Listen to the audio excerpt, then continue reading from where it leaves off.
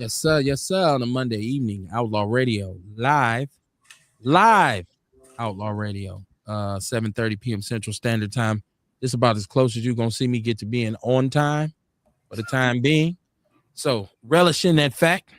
My name is Kevin Barnes. I am the host of Outlaw Radio, the militant with a microphone, the mouthpiece of the movement, aka the Negro Whisperer, certified professional life coach, Negro Whisperer, also known in some circles as the world-class smartass. You will realize why as the show goes on. How y'all doing this evening? Yeah. I got the ghetto witch doctor in the building, aka the real OG. What it do, partner? What's happening? Peace, family. How y'all doing out there? Welcome to Outlaw Radio, where we talk that talk and we definitely walk that walk, raising vibrations and elevating thought. Y'all better come on in. I'm trying to tell you, I am the black woman lover, the black man's brother, the culture teacher, hood healer, the ghetto witch doctor. Hey, mama, there go the CMOS man. Y'all better come on in. A witch doctor. By the way, we have a number attached to the show. So you can call in and contribute to the conversation if you desire. That number is 262-202-5131. Say it again. 262-202-5131. Welcome to Outlaw Radio. I got last but not least until the capo gets here, the fact checker himself. This brother's he on his grind. This cat's gonna end up being a celebrity, man. He trying to become a content creator. Come on, man, please. That's difficult. Ain't nothing wrong with it. That's what's up, man. Hey, I'm trying to build the business portfolio, and all this falls into it, man. We trying to do our thing. Hey, listen, man. You got to. What I learned when I used to rap, you got to sell yourself. You know what I mean? Absolutely, man. Just like a prostitute. No.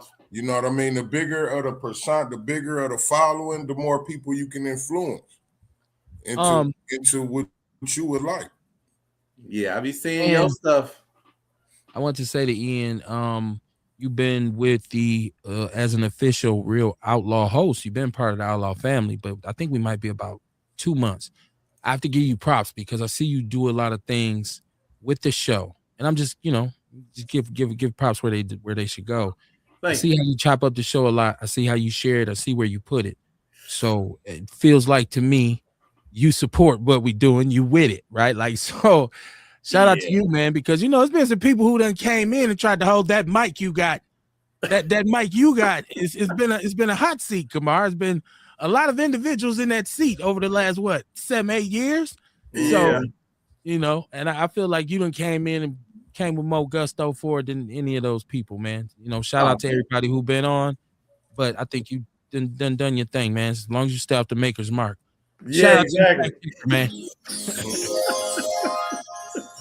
Hey, that was good. I was real quick though. I got so many responses from when Ruben was on there. People really are taking that to heart. Like, I just pray to God that they just figure out what's going on in Brookfield. Because Tory's case, they should be doing more with his case from everything that I've read. But obviously, Ruben is the expert, and I'm pretty sure he's watching, especially on Wednesdays. But yeah, man, that was crazy. So I appreciate you having me. No, shout out to Ruben too, because I went back and listened to it, and yeah, it was a dope little segment. Yeah. And like people wouldn't even believe, like, that's not rehearsed. We didn't prepare for that. The show's flowing, and that happens. Right, so he just jumped on. Right, it just happened. Right, I'm glad you captured it. But shout out to you, man. Shout out to all the people who support. A lot of people tuned in last week. I think people wanted to show me some support because I lost my brother. I will have his services this Friday. Rest in peace to my brother Brian Keith Barnes. But shout out to everybody who pulled it last week with us, because we went long too. Right, no Diddy. We went long. We stayed until like almost 11 o'clock. I don't think we've ever.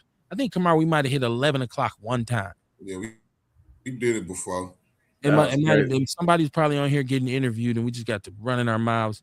But, shout out to y'all, man. Everybody who shares this show, I appreciate you because, I don't like to be the type of person I got haters and everybody hate me. No, I don't think it's that. I think there's just people here who wouldn't like to see us move ahead of them. But that's all fair. Like I can't live and not expect that, right? The definition of adversity and opposition. That's part of any game you play. So, like my man said, Willie Dynamite said, and I like the heat. I like the heat. Hey, Right, people don't understand, man. You know what I mean? Like, especially like with this podcast stuff or social media, anything social media. Like, anybody can hate on you and shit. Like, a lot of people can hate on you, but really, it's all on you to grow on this thing. You know what I mean? Can't nobody hate you. Can't nobody hate you out of your shine on social media or on this podcast world. Really, it's about you finding the people that like the stuff that you do. Any business, anytime business comes down to it, you're gonna have gatekeepers. That's just a mere fact. Like you can push hard, you can push a line very hard, especially in a city of silos like Milwaukee. There are gatekeepers. There are people who hold sway over certain platforms that will realistically prevent you from being on them. I don't make no excuses and I don't give a fuck. That's why I keep doing what I do. But Right. I recognize it. I see it. I've dealt with it. I'm just talking about as far as building your own platform. You know what I mean? Like, but yeah, it is some people out there where it's like, you know what I mean? Like you say, gatekeepers or whatever, to where they got a platform that's popping already, but you know, they don't want nobody outshine them on their platform. You know what I'm saying? So they ain't gonna let you on there. But speaking of that, man, I got somebody that was looking for some people who know their politics to come on a podcast. And the first that they wanted a black Republican, and I told them about you. Me? I'm not a black Republican. No, I said first they wanted a black Republican. Oh, okay, my bad. I was saying they wanted some people that's in the politics. I got you. Oh, yeah, for sure. Yeah. Okay. And I said that, and you already know where I took that one. You know what I'm saying? I said the Republican demonstration in Orlando lap. You're gonna be on that show tomorrow night. I'm gonna try to catch it and share it so you can share that shit, OG. Wait, so hold on. Let me get this all ironed out. Hold on, because I want to make sure I'm hearing you clearly. You spoken to some people who are on some political. Yeah, the sister who run the podcast studio downstairs at the Sherman Phoenix. Okay. Yeah, they do a podcast. And first, the guy that hosts the show, he was saying he wanted a black Republican, and they needed some guests, you know what I mean, or whatever, you know, who know what they talking about. And I thought about you in Orlando. I put Orlando out there first because that's what we talked about, a black Republican.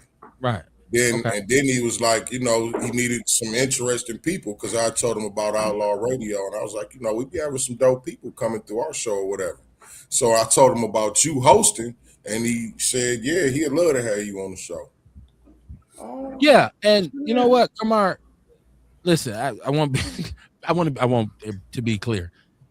I said that about gatekeepers, but I'm sure, and I know that there are people out there. If I reached out to them, they say, "Come on, I get it." Right? Yeah, they don't fall under the gatekeeper category. No. Right. So I don't want people to know what do you, because I don't cry over spilled milk. Right. I do want to say this. I got the capo in the building, and hopefully this week you can hear him because Lord knows he's been trying to get on for like a month, and it just doop. Yeah. Mr. Sean Moore, can you hear me? Nope. Out of there. There we go. Let me go to my chat room. Oh shit. That nigga vanished. Dre Day, what it do, homie? Hey man, part of the Outlaw family. Thank you for tuning in. Always rock with us. Sharita Shaw, how you doing, my sister? She said checking in, Outlaw family. What it do? Man, my family, Mikey Deacon Davis. What it do, neighborhood, man? Faux life. What it do, Mike? Ruben Anderson, we was just talking about you. Shout out to you. Ian so graciously kind of cut up that little clip and snippet from last week when you were on the show. I don't know if you've seen it or if you'd like to see it. I think because you could holler at Ian, he could send it to you. But I tagged him in it too, so it might be there. He might be able to see it. Super informative, and it put a lot of people up on stuff they didn't know. So that's what we strive to. Ace Cooley, what up, Ace? Ace in the chat room. He said, "What up, fellas? Ace in the building." He said, "It's gonna be messy as hell tonight." Is it gonna be messy? I was calling it Magical Monday for a second. I wanted to kind of change that. He said magical. No, listen. There will never be a segment on my show called Magical Monday. Like, I don't know, care. that's why I said it. Please don't ever say that out loud again. He's like, that sounds gay as fuck. Get out of here. Welcome to Magical Monday. That sounds too sassy, man. That is too sassy. No rhinestones allowed on Outlaw Radio, man. Oh, that's so funny. Ace says, what it do, cuz? He said he want to check that out. Let me see. Ewok, he said, who fucking up now? Everybody, right? Everybody. Yes, Marcus sir. Holly up in the Twin Cities, one of my old school partners. He said condolences to you and fam, KB. Thank you, sir. I appreciate that. Absolutely. Shout out to you and yours. Hope y'all doing well up in the Twin Cities, man. Ace Cooley said, what up? It was nice kicking it with you last Friday. I think he's talking to Kamar. Or is he? Oh, he's talking to Ian because he was on Ian's show. Yes. Yeah. You got to plug your show too. Hold on. Let me finish the chat room and you can plug your joint. Ruben says send him that clip.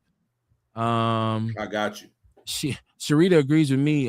Magical Monday sound like some PBS shit, right? Where we gonna go? Actually, that's why 5, 10, 15, 20, 25, 30. Welcome to Magical Monday. No, I'm kidding. Talk about what you do on Friday nights, right quick, before we jump off. Friday nights, we do a segment called "Fuck Your Feelings Friday," and I refer obviously to the Outlaw family a lot on there. But what's funny is the difference is like this show is well put together, and the shit that I do is like really like crazy as fuck sometimes. So I appreciate Kevin and OG sharing the platform with me, but I'll be on some other shit. I'll be wilding. I'll be playing some rap music and all kind of dumb shit. It's funny though. It's fun though. I'll be having a good time, man. It's more of a release. We talk sports and shit too, so it's fun though. It's the name of the game, man. Get it off your chest, man. Get it off your chest. Yeah, dog, because I be wanting to get it off my chest. All right. Ewok says no Skittles and rainbows in Outlaw Radio. Skittles and put the rainbow emoji in there. That shit funny as hell. That's some old. Remember that Kamar Skittles and rainbows? Taste the rainbow. So we talk about what's happened since we were last on. I have to start with always giving recognition to the fact that the violence in our city has continued. Over the weekend, there was more murder. And people might get on me because I don't go through every murder. You know what I'm saying? I don't sit here and talk about, I just put it all in because it's all one big mess. And we had more murder.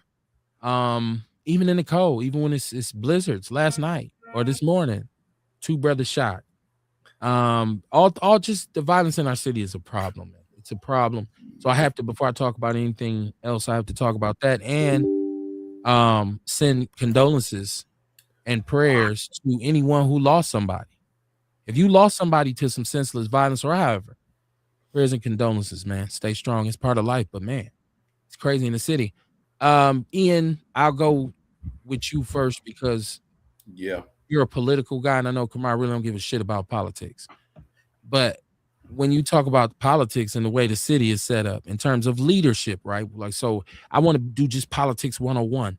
We have votes that we give to elect certain people for certain positions that have specific functions. Yes.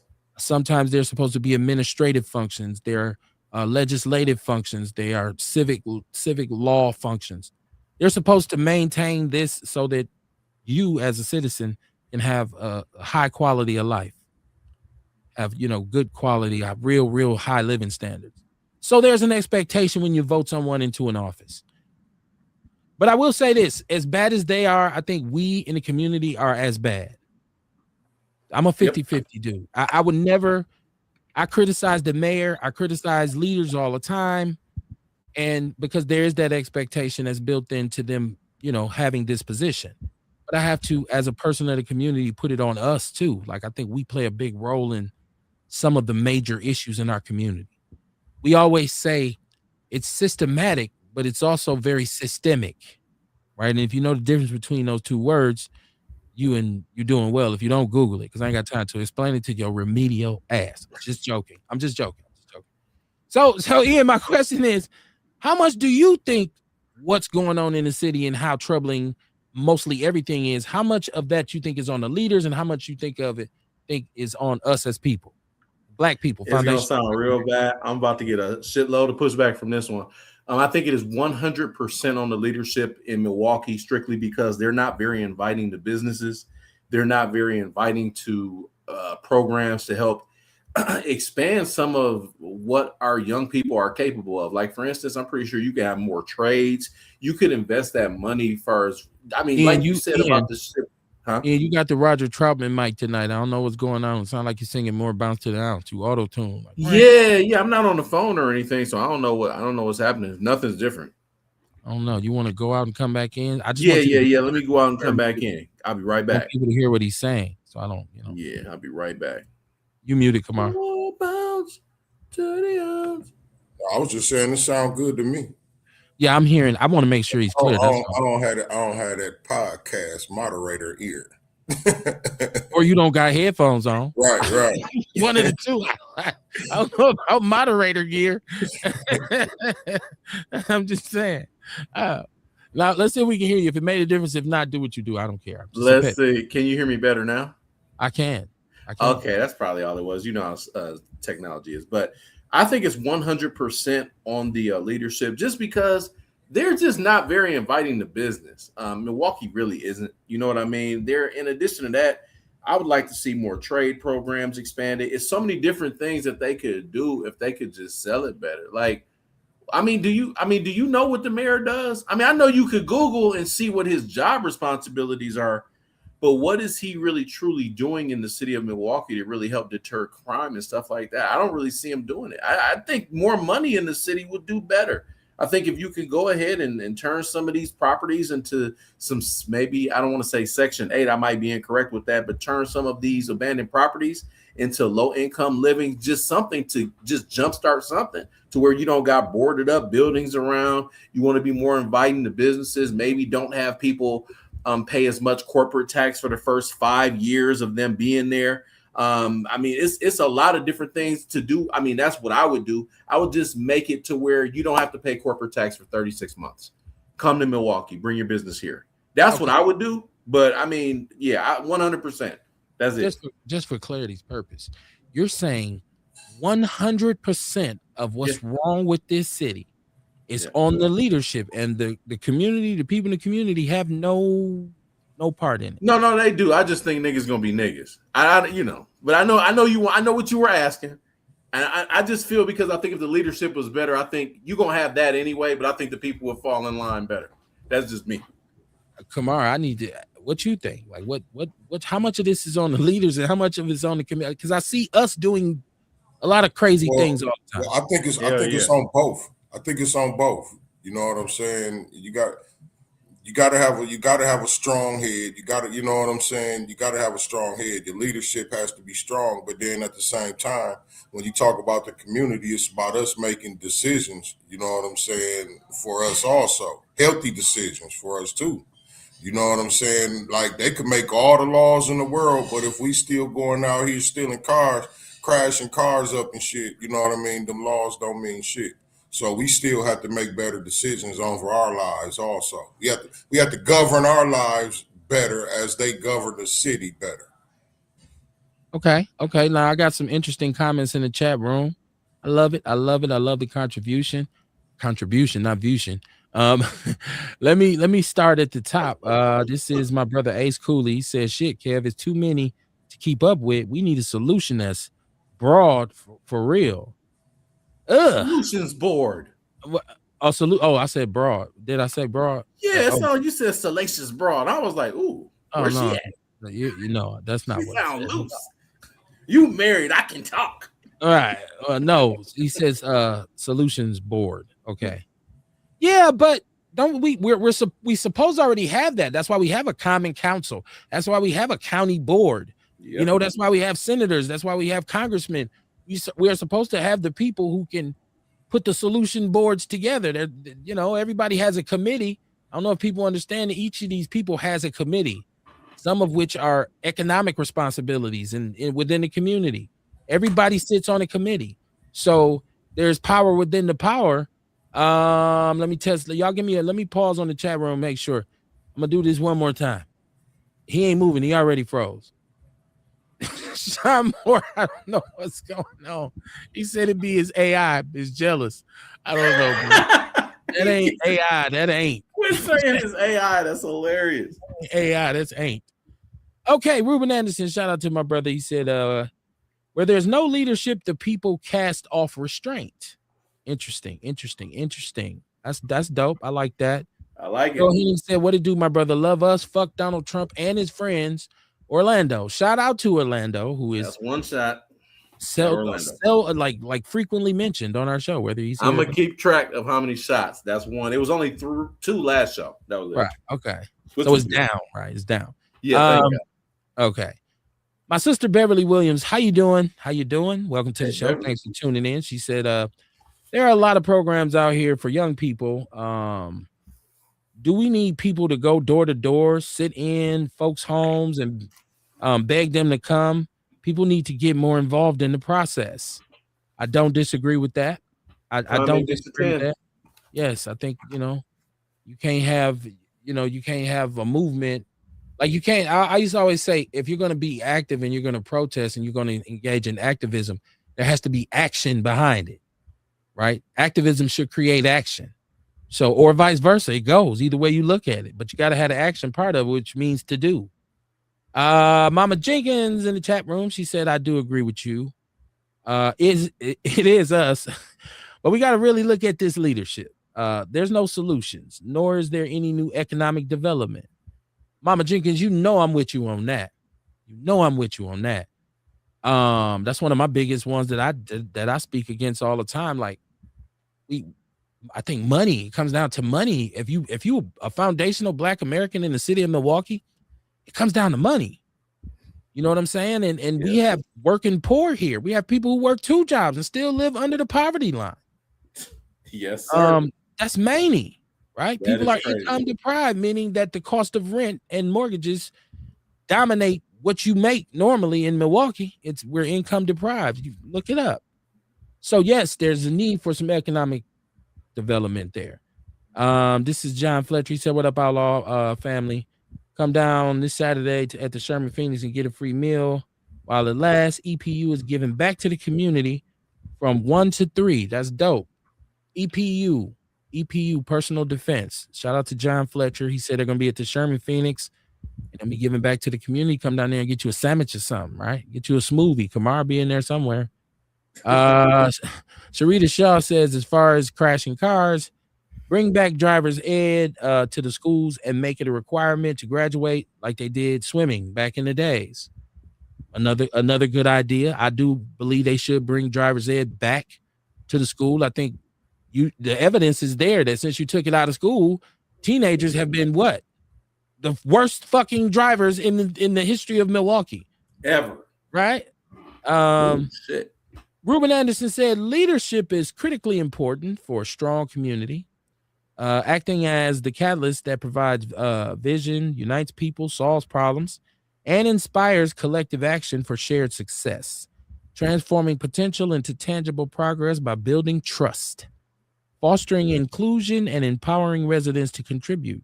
Without effective leaders, even resource-rich communities can stagnate. While great leaders can overcome challenges, create opportunities, and cultivate future leaders. Ensuring resilience. I think that's what he's saying. It cuts you off after so many characters, my brother. But yeah, it did. Oh no, it didn't. Cultivate future leaders and ensuring, resilience. I think that's what he was saying. Or resolutions, one of the two. Well said, right? Listen, Ruben, you're not wrong. I get what you're saying. I get totally what you were saying about leadership. I get what everybody on here is saying about leadership, but I like to take the accountability of this community. Like, there's absolutely some things we should clean up, and they're not some of the more complicated ones. You know, we can change cultures. That's the thing about foundational Black Americans. Everywhere we've ever been, we change cultures or create culture. So right now, we need to create a more positive culture within our community so that the callousness and the craziness and the chaos won't be the cultural norm. You know what I'm saying? Like, I feel like the culture in Milwaukee is Black culture, our people and how we behave in our community is slanted, because a lot of us look at being from the hood or being a killer or being a thug or being a gangster or a dope dealer or a prostitute or a hoe or a thief, a dope fiend, whatever it is. We think like that's a badge of honor. A lot of us look at shit like negative shit as a badge of honor. Like, yo, that nigga's a killer. That's a real nigga right there, which basically means he carries a gun and he don't mind shooting your ass, right? Like, you know, and we like that's the way to be. You know, what do our sisters say? I'm a bad bitch. That shit sound dumb as fuck. Us talking to us. I'm a bad bitch. I'm a real That's nigga. so true though. That shit sound dumb as fuck, bro. You know what I'm saying? This is how we address each other. I know you're a real nigga. Hey, girl, I know you a bad bitch. We talking to each other. It's cool. It's cool. It's cool. I'm not finicky about that because I say the N-word. I'm just saying we have a very anti-hero. We love anti-heroes. Our favorite hero is Robin Hood. Steal from the rich and get to the poor. Right? We love that. We against the grain. Yeah, they said it's illegal, but fuck it.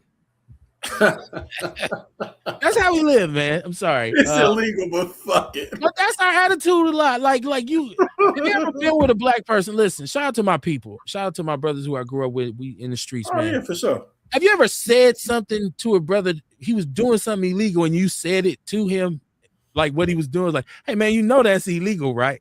He look at you like, what the fuck are you talking about? Like, who cares? Oh yeah, I'm like, dog, don't do that shit. You finna get us both knocked. No, you know that's illegal, right? Yeah, look at motherfucker look at you like, man, who the fuck is you? You the police now, nigga? It's Tuesday. I'm just saying that's our perspective. That we feel like that, and I get it because of the way we've been treated in this country. We feel like that. That's a chip on our shoulder. So as far as Miss Beverly said, I don't know about the door-to-door thing. I think there is or there used to be, because I used to work for Safe and Sound, and they did a lot of door-to-door community resourcing. That's what we did. And so, you know, people would receive the stuff sometimes, and sometimes it would help them. It would be different resource information from each and everybody in the neighborhood. The program is called a Community Partners. So they did like door to door. We call it doors. You go to each neighborhood with about 3,000 of a bunch of flyers and go door to door. I don't know if they still have that.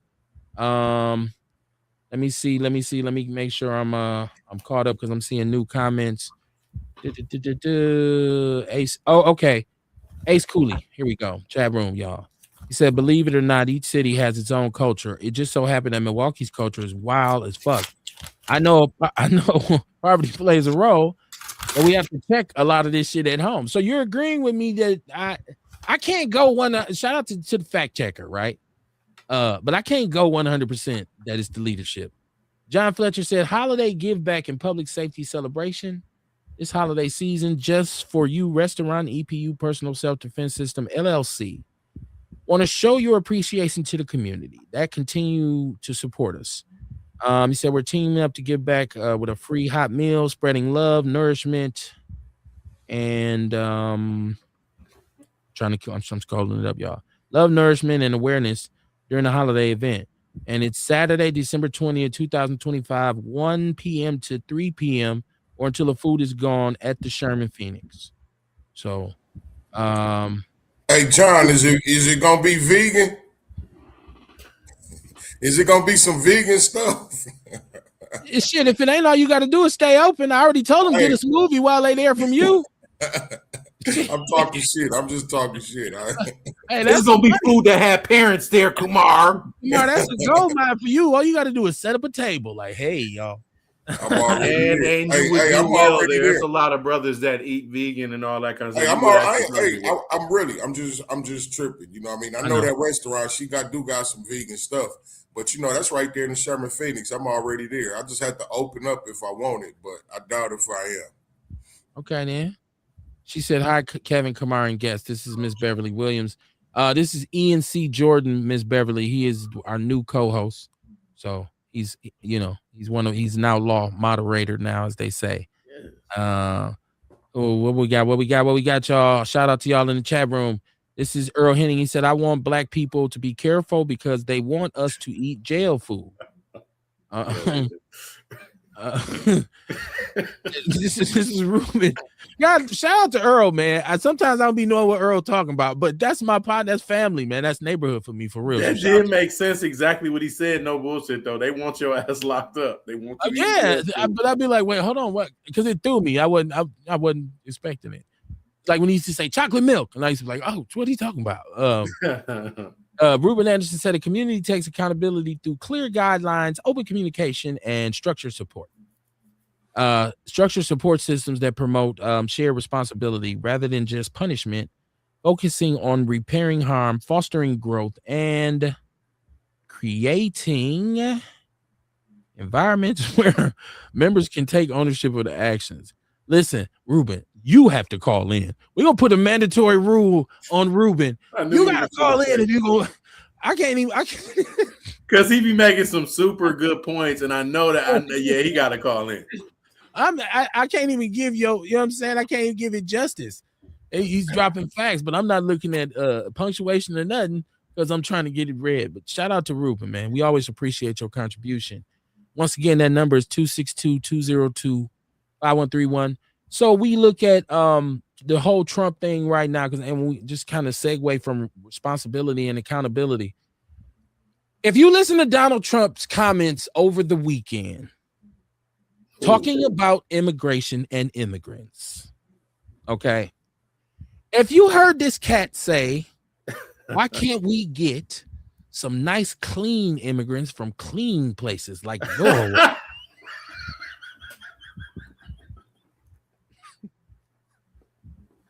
He said that nigga is stupid. He said we get all the dirty, horrible from garbage countries, and it just sucks. I said, really?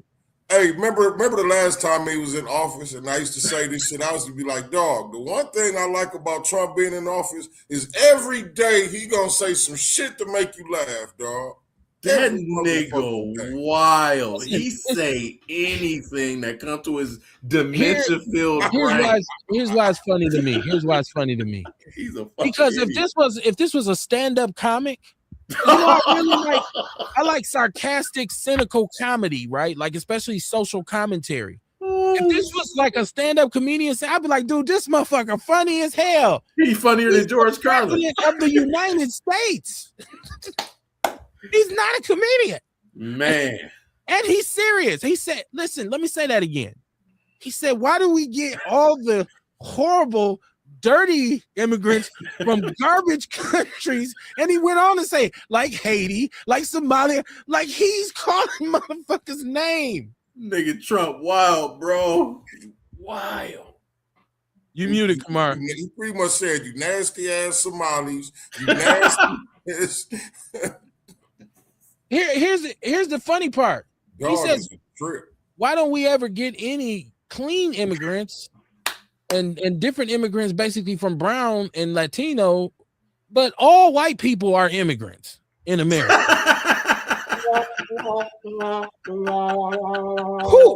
Who is the biggest immigrant in the United States of America? Irish people, English people, Jewish people, Italian people, French people, Polish people, Russian people, German people, aka white people. So what are we talking about, Trump? This is why, because he just say shit and just be like, yeah, let's get some people from Norway over here. You done let white South Africans in. We done brought Ukrainians in, and you still saying, because you didn't mention none of them countries, and they're war-torn countries. They deport veterans too, just for the record. White farmers getting murked in South Africa. Their country is ugly and got war and battles. And come on, man, Trump. If you black, I'm gonna give white people a pass because they can dig this kind of shit and be serious about it. I think the president's telling the truth, right? Black people, stop it. I don't want to hear none of y'all try to explain this for this dude. What more do you need? Black America, what more do you need to hear him say? I know you people say care, but those are the so-called tethers you talk about. He's not saying foundational Black Americans. Well, he's not, but he's behind scenes going and doing little petty shit like taking Black names off free days to get in national parks and adding his birthday. This the kind of shit this dude, this stand-up comedian is doing, right? Like it's wild. So look, let me go chat room, y'all. Let me He said, let me go to the chat room with this bullshit. I'm just saying, because my people are they talking to me. I love my outlaw chat room pops. Absolutely. Rita said, let's be honest, Trump makes politics interesting. You can say that, like I said, that's that stand-up comedian, but he ain't never going off stage. The show's never over. Like, damn, I'm sleepy. Joey Phillips, man, what it do, man? My big homie, right? Knee high to a flea type shit, right? I'm talking about that I can't remember that he can. Days like that. That's how long I knew him. I'm talking about where I was there, and I can't remember because I was too young. He says, what's up, Outlaw Radio? Peace and love. Hey, Kev, I'll be getting in contact with you soon, brother. Love. Yes, and JoJo, yeah, you need to holler at me, man, because you need to get with me and the homie Jay. Shout out to Julius Jones, my partner Julius Jones from our neighborhood. Oh, we has a good time, brother. I know we were talking about going to the range, JoJo. Oh, you got to go with me and my brother Julius, man. We have a great time with a lot of armory, right? Okay. What's up? Holler at me, JoJo. Mama Jenkins said today when I get my property tax, and look at it. Hold on, shit. I had another comment pop up, y'all. Bumped it up. Okay. She said today when I got my property tax and looked at the breakdown, there's no freaking way this city should be in the conditions it is in. City and county government is a huge amount of taxes. I also don't give any credits to aldermen and developments within their districts after them liquor store licenses or minimum wage fast food joints. She said, we seen where the money's going and who's carrying the water. Carrying the water. I like that, Mama Jenkins. Who carrying the water? Right? Yeah. Okay. Sharita says, because he is doing shit that we don't care about. We don't care about national parks on our days to be celebrated. Yeah, but you got to look at a small violation leads to a big one. Yep. Right? You can just blow it off. You know, it's like people who think I'm going to move to the suburbs. I'm black. I'm from the community. I'm not going to choose to do anything for, with, or to empower or assist in the community. I'm going to move to this suburb. I'm going to enjoy my money. I don't care about the violence. I don't care about the crime. But every time it happens, it gets closer and closer to your door. And your ass will be somewhere in your suburban warm home, and it will impact you. Not necessarily at your front door, but your cousin, your uncle, your grandmother, your auntie, whoever lives in your community that's your family gets affected by it. Now you sad. Now you slow singing and flower bringing, right? So it can affect you. So you got to pay attention to the small shit is what I'm saying. Cynthia Armstrong in the chat room. She says, it's not a laughing matter. Do y'all realize how deep this goes? DT is just a fool that the white supremacist system is using to get rid of our race. Notice I said he seems like a stand-up comic, but he's not. I know it's not a laughing matter. He a wild motherfucker.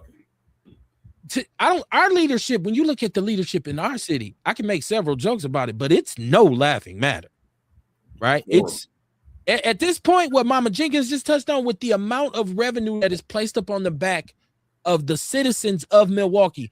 And keep in mind, everybody in the surrounding suburban areas who the wild counties and they live with these high median incomes and they got money and they got these homes and this property, their median income is double ours. They get to come into our city and enjoy all the riches of it. Yeah, you bought a beer at County Stadium, it's probably $30. I get it. Right. But you come to the Bucks game, you want to come to the parks, you want to go to the lakefront. You're going to come into the city, do what you do and get back out. And you don't contribute no real taxes to the city except for the money you spend when you're here. But you're going to go back to this other suburb and pay taxes there, and they're empowered. Their civil services function a lot of times, not all the time, and they depend on us for a lot of shit, like our water. But the onus of maintaining all this shit is on us in the city, and you're bringing no water to the desert. Nothing. This is the issue that I have with our leadership in the city, man. The violence too, but this economic stranglehold is, I think it's a little bit more intentional than some of us would probably realize. I think it's intentional. Clearly. I really do. Because we talk about the conflict of interest that is Wisconsin reducing the number of black inmates. That is a conflict of interest for this state because these prisons will lose so much money.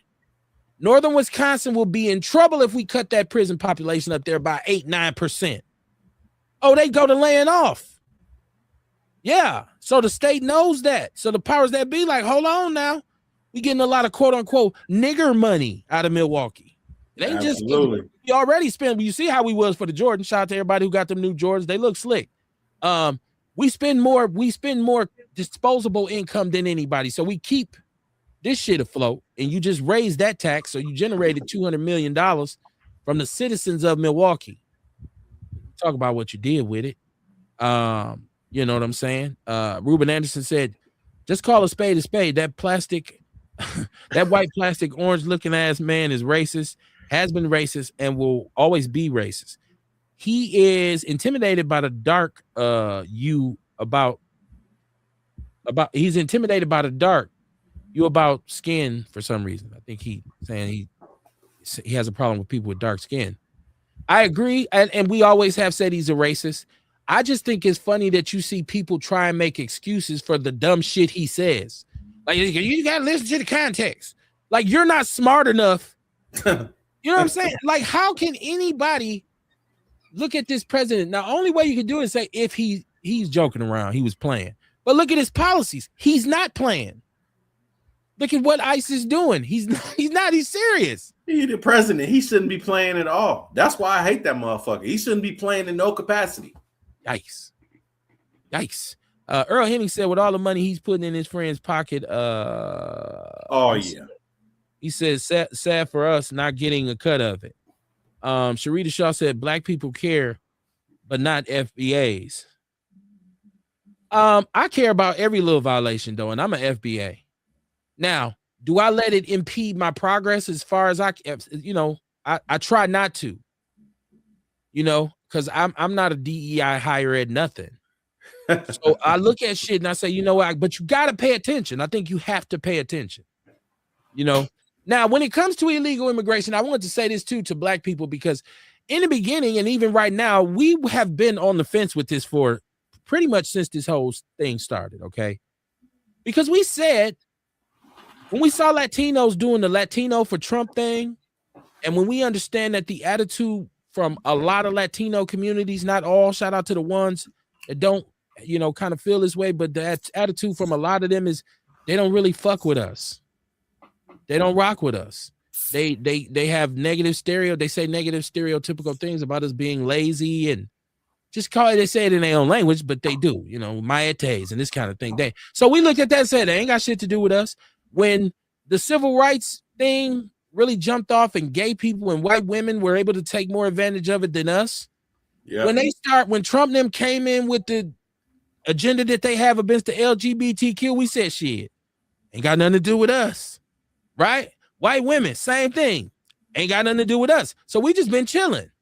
Like shit. Until he say directly to us, I'm taking this from you, we ain't gonna react. But guess what? He has said that to you indirectly. Because he's gone and all the way back to 1965 and dismantled civil rights bills that were written for us because of the way we have been treated and subjugated in this country. You can say, well, the world's different now. But the historical part of it, because you ain't getting beat by new money right now, you getting beat by old money. Yes, Trump is old money. And him and his cronies is all old white dudes, 60, 70 years old, old money. So that's my point with that. Go ahead, Ian. Go ahead. I was gonna say he will be the first politician in the history of the world. When he passes away, there will be parties in the street in multiple states. I guarantee you it will be. He's so fucked up at a level to where we can't even grasp.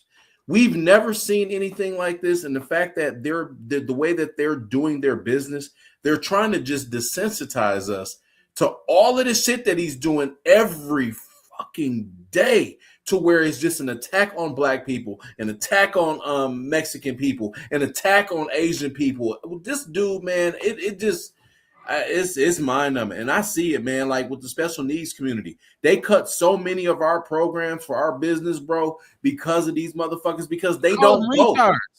Yeah, exactly. No, they retards. These motherfuckers don't vote for shit. But I was gonna say, hold on. One thing I want to throw out there before we go on, just to change it just a little bit.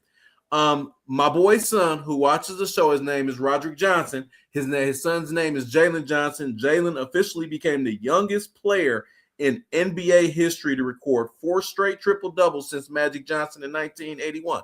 Jalen Johnson. I just want to give a shout out to him from Wisconsin, man. Since it's your friend's son, I'm gonna give him props. Thank you. Since he's from here, but the Bucks might trade for him. Hopefully, yeah, you just threw the whole. That ain't what we ain't talking about sports. We ain't talking about sports. Yeah, man, you can't change the subject like that. I was just finna jump in. Right. Like we having a whole conversation and shit. It's cool, but shout out to Jalen. I want to continue down this road. I forgot what the hell I was finna say. I'll give you this. There you go. Finger on the button. But back to what I was saying. The whole thing with Rob Reiner now. And y'all seen this now. If you don't know who Rob Reiner was, I watched All in the Family. I couldn't watch it when I was a kid because my mother hated Archie Bunker with a passion, so she wouldn't let me watch it. I watched it as I got older, right? And just because you have to look at the social context when it comes to All in the Family. And this is a pivotal transitional time in a lot of communities in which the old white stronghold in a lot of urban neighborhoods, inner city neighborhoods was going away. His brothers and sisters was literally moving on up, like the Jeffersons. As a matter of fact, the Jeffersons was a spinoff of All in the Family. Well, Rob Reiner played the son, meathead, Michael Stivic, whatever. He was a Jewish, so he was the subject of Archie's racist comments all the time. It's all white. I get it. But he became a famous movie director. He directed a lot of award-winning movies that made a lot of money. He was found dead in his apartment with his wife. And there's evidence they have been stabbed to death, and his son is actually in custody. Why am I talking about this?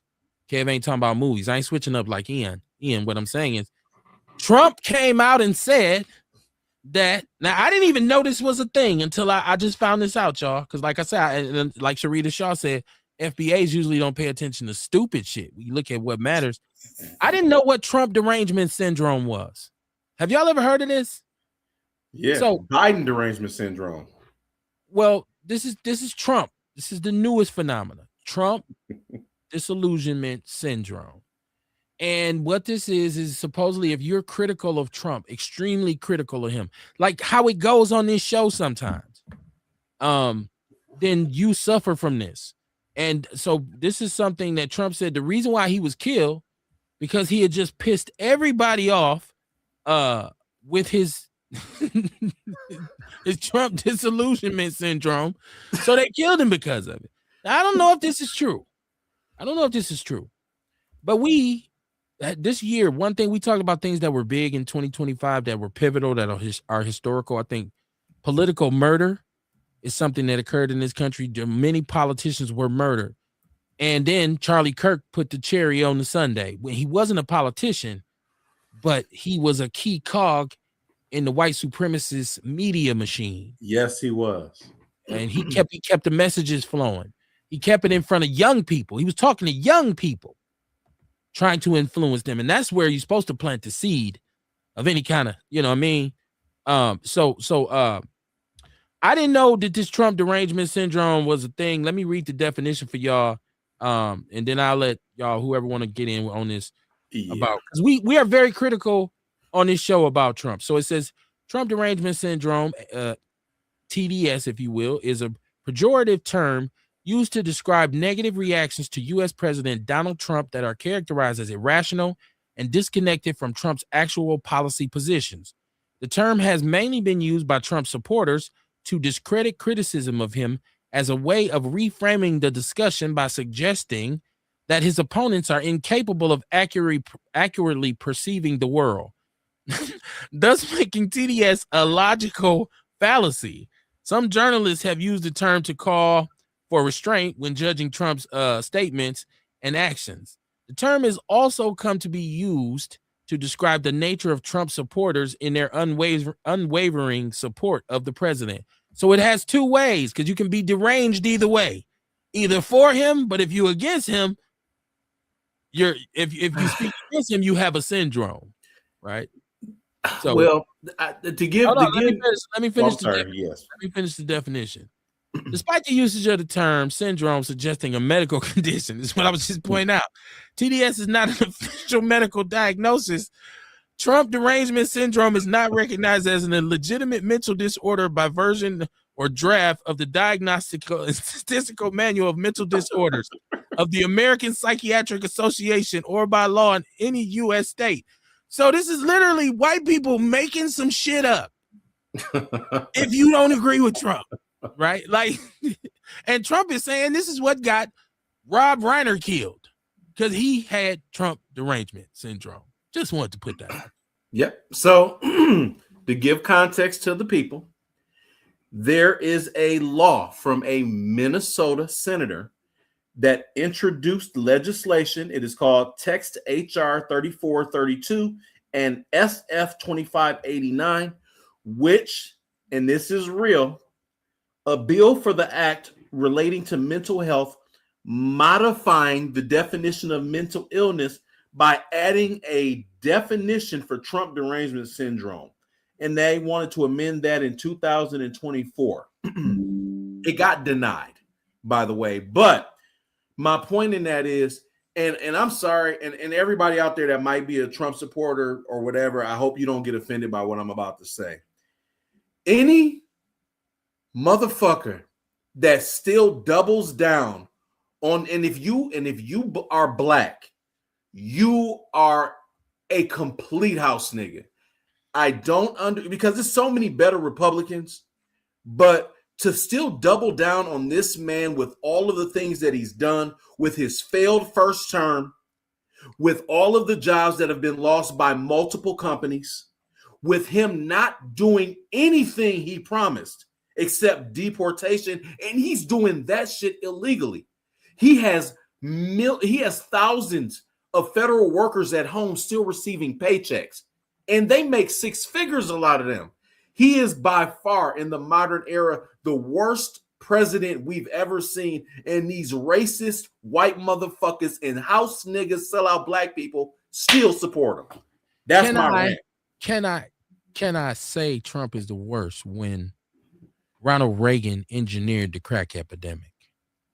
Damn, that's a good point. Never mind. Okay. Now people might say that Ronald Reagan never mind. did some things, but I don't think trickle down economics was what he really was talking about. Well, it worked, but it didn't work for us. So under Ronald Reagan, the rich got richer and the poor got poor. Yeah, it worked, but not for us. The economy of the United States, man, it was a lot of problems. 80s, turbulent, a lot of problems, collapse of an industrial kind of foundation. But the introduction of the crack epidemic on the black community, I think it done more damage than Trump is doing to us right now. You know what I'm saying? Now y'all could agree with me or disagree with me. I don't, so I have to think like a foundational black American. That's a very good point. I didn't even think about that. Reagan was so long ago. That's right. That motherfucker did do that shit. Iran Contra and everything. Yeah, Jesus Christ. Yeah. He the worst. Cynthia, well, we got some more because some historically is pretty bad ones. You got to know what presidents is president. Our era. We got some bad ones, especially when it comes to us. Now, because believe it or not, this shit that we going through ain't new. This is why I say the two-party political system. When people start talking partisan politics to me, and then they want to twist it. Well, the Republicans freed the slaves, and all this, all just stupid to me because we've been treated so badly forever. We've never won, no matter what your party is. We're still behind after all of your administrations. Yep. After all your policies, have we made some leeway? I think we have. Some of my people would disagree with me. Cynthia Armstrong said, and if their taxes go up a penny, they are down there complaining. Right in the suburbs, because their voices get heard. Ours ain't getting heard at City Hall, apparently. Ace Cooley said, I hate to say this, but it's people that look just like us that's helping Dorito colored dude screw our community. Dorito colored dude, right? What the fuck?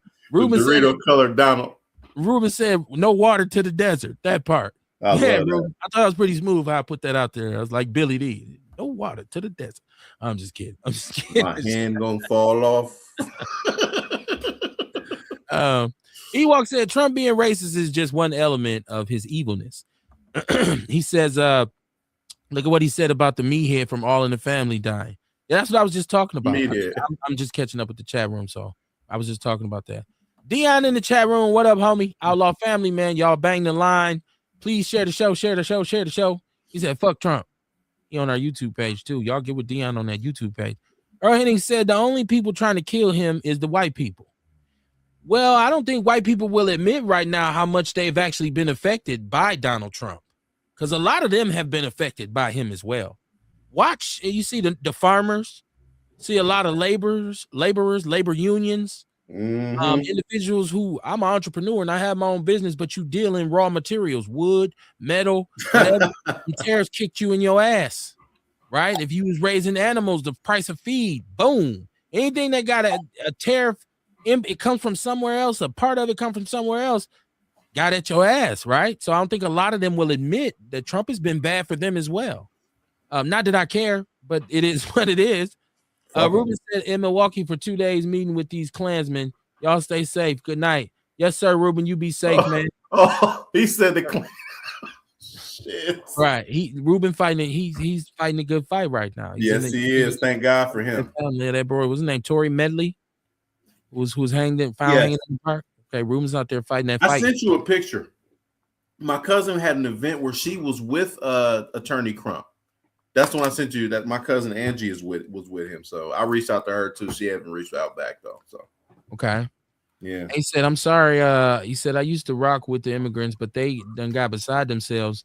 They're not understanding that if we're not for the FBA going to fight for civil rights, if it were not for the FBA going to fight for the civil rights, they would not be able to come over here and open up their business. Nope. Yeah, I agree with that. I believe we put the real oomph on the civil rights. That's why, see, think about this.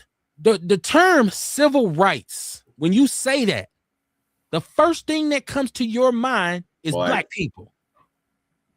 We are the ones who revolutionized this country by doing what we did through civil rights. And I'm not really a nonviolent type dude and, turn the other cheek or pacifism, but there's a certain way that it was done.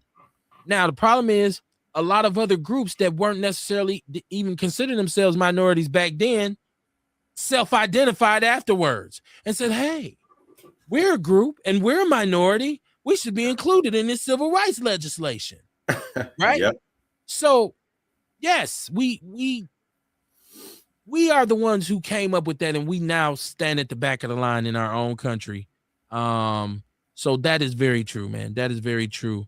And that's why what Ruben and anybody who's helping that family need that, man. They say fight the power, it ain't no joke, man.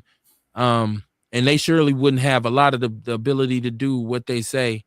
What they do if it wasn't for us. Ewok said Rob's own son killed him. They said his son was in custody. I didn't know if it was fully determined yet, but see, that's what I'm saying. Trump, first of all, this man was murdered. Why are you commenting on this? Don't talk about that shit, homie. Maybe because they say, okay, so he was a celebrity, so he was probably very vocal about being anti-Trump. Yeah, he was. He hated Trump. Okay. So maybe that's why Trump shined like. Oh, that's exactly why he did it. Yeah, he hate dude, actually. Yeah, he do. Mama Jenkins said, just look at Masterlock building. It's been empty for a year now. One person in leadership has made a proposal on what should be done in that building. The deal that was supposed to go in there was called off, but no one has said nothing since that deal failed. This city is in a decayed mold, and until change in leadership and stronger direction is enforced, it will continue to linger in the air. Mama Jenkins, that is crazy, because I remember when they came out and said that building was already sold and it was going to be affordable housing and all that type of shit. And I said, city, turn it into this youth facility that you want to put on the Northwest side. I said that. Put a real secure youth facility there. And I'm going to say this. Let these youngsters be able to drive down Center Street and see the joint. Maybe it'll deter them if they say, man, look at them gates. Matter of fact, you'd have to put security gates so people couldn't see in. You know what I'm saying? Like wherever they was going to be outside at. It'd have to really be a yard. You can turn that into a youth facility. And I think if these youngsters were saying, man, my mama, I'm right here. I can see the neighborhood, but I can't come outside this gate. I can't come home. If you come in to see me, you coming in and getting treated just like you get treated when you go see somebody in prison. I think that facility should be put there in that building.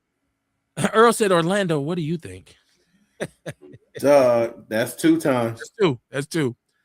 Carrie Walker Jones, how you doing, my sister? She said he wants to have his name on everything. The only thing he's worthy of having his name on is a bad plan. Ugh. I like that one. That was good. A said Trump is just as bad shit. It was under Trump's watch that COVID fail. That COVID hit. I'm sorry. He said it was under Trump's watch that disbanded Obama's pandemic team. Fuck yeah. That's where our community just totally tanked. He did that. You're right. He did that his first time up, and y'all still elected him a second time. Sharita said the only thing that's changed is that everyone is included in this fuckery now, not just the blacks this time. Great point. Great point. Erica Hunt, what it do? Erica? What's up, Erica? How you doing? She said, what up, Outlaws? Y'all share the show. But yeah, man, I this Rob Reiner thing, you know, rest in peace. It's a shame that, you know, son, you know, that's why you shouldn't worship celebrities and idolize, you know, rich people, wealthy people. Like a lot of the most wealthy families are the most dysfunctional units you've ever seen in your life. It's like, what? So you shouldn't envy them. And you never know what's going on with celebrities, man. Just because you're rich don't mean everything's going right. Now, anybody got any more news on the mass shooter at Brown University? They said he was from Milwaukee. I believe it's a white dude from Milwaukee who did this. I'm pretty sure it is. I'm pretty sure that's factual. That is a white dude from Milwaukee. I mean, yeah, or Wisconsin. They say Wisconsin, not necessarily Milwaukee. Well, that's wild as fuck. Dion, what's on your mind, man? What's popping? Hey, how y'all doing? What up, D? What's happening? Oh man, just taking it easy. Okay. Taking it easy. That's all. Just sitting back listening to y'all. You know, I'm happy that I was able.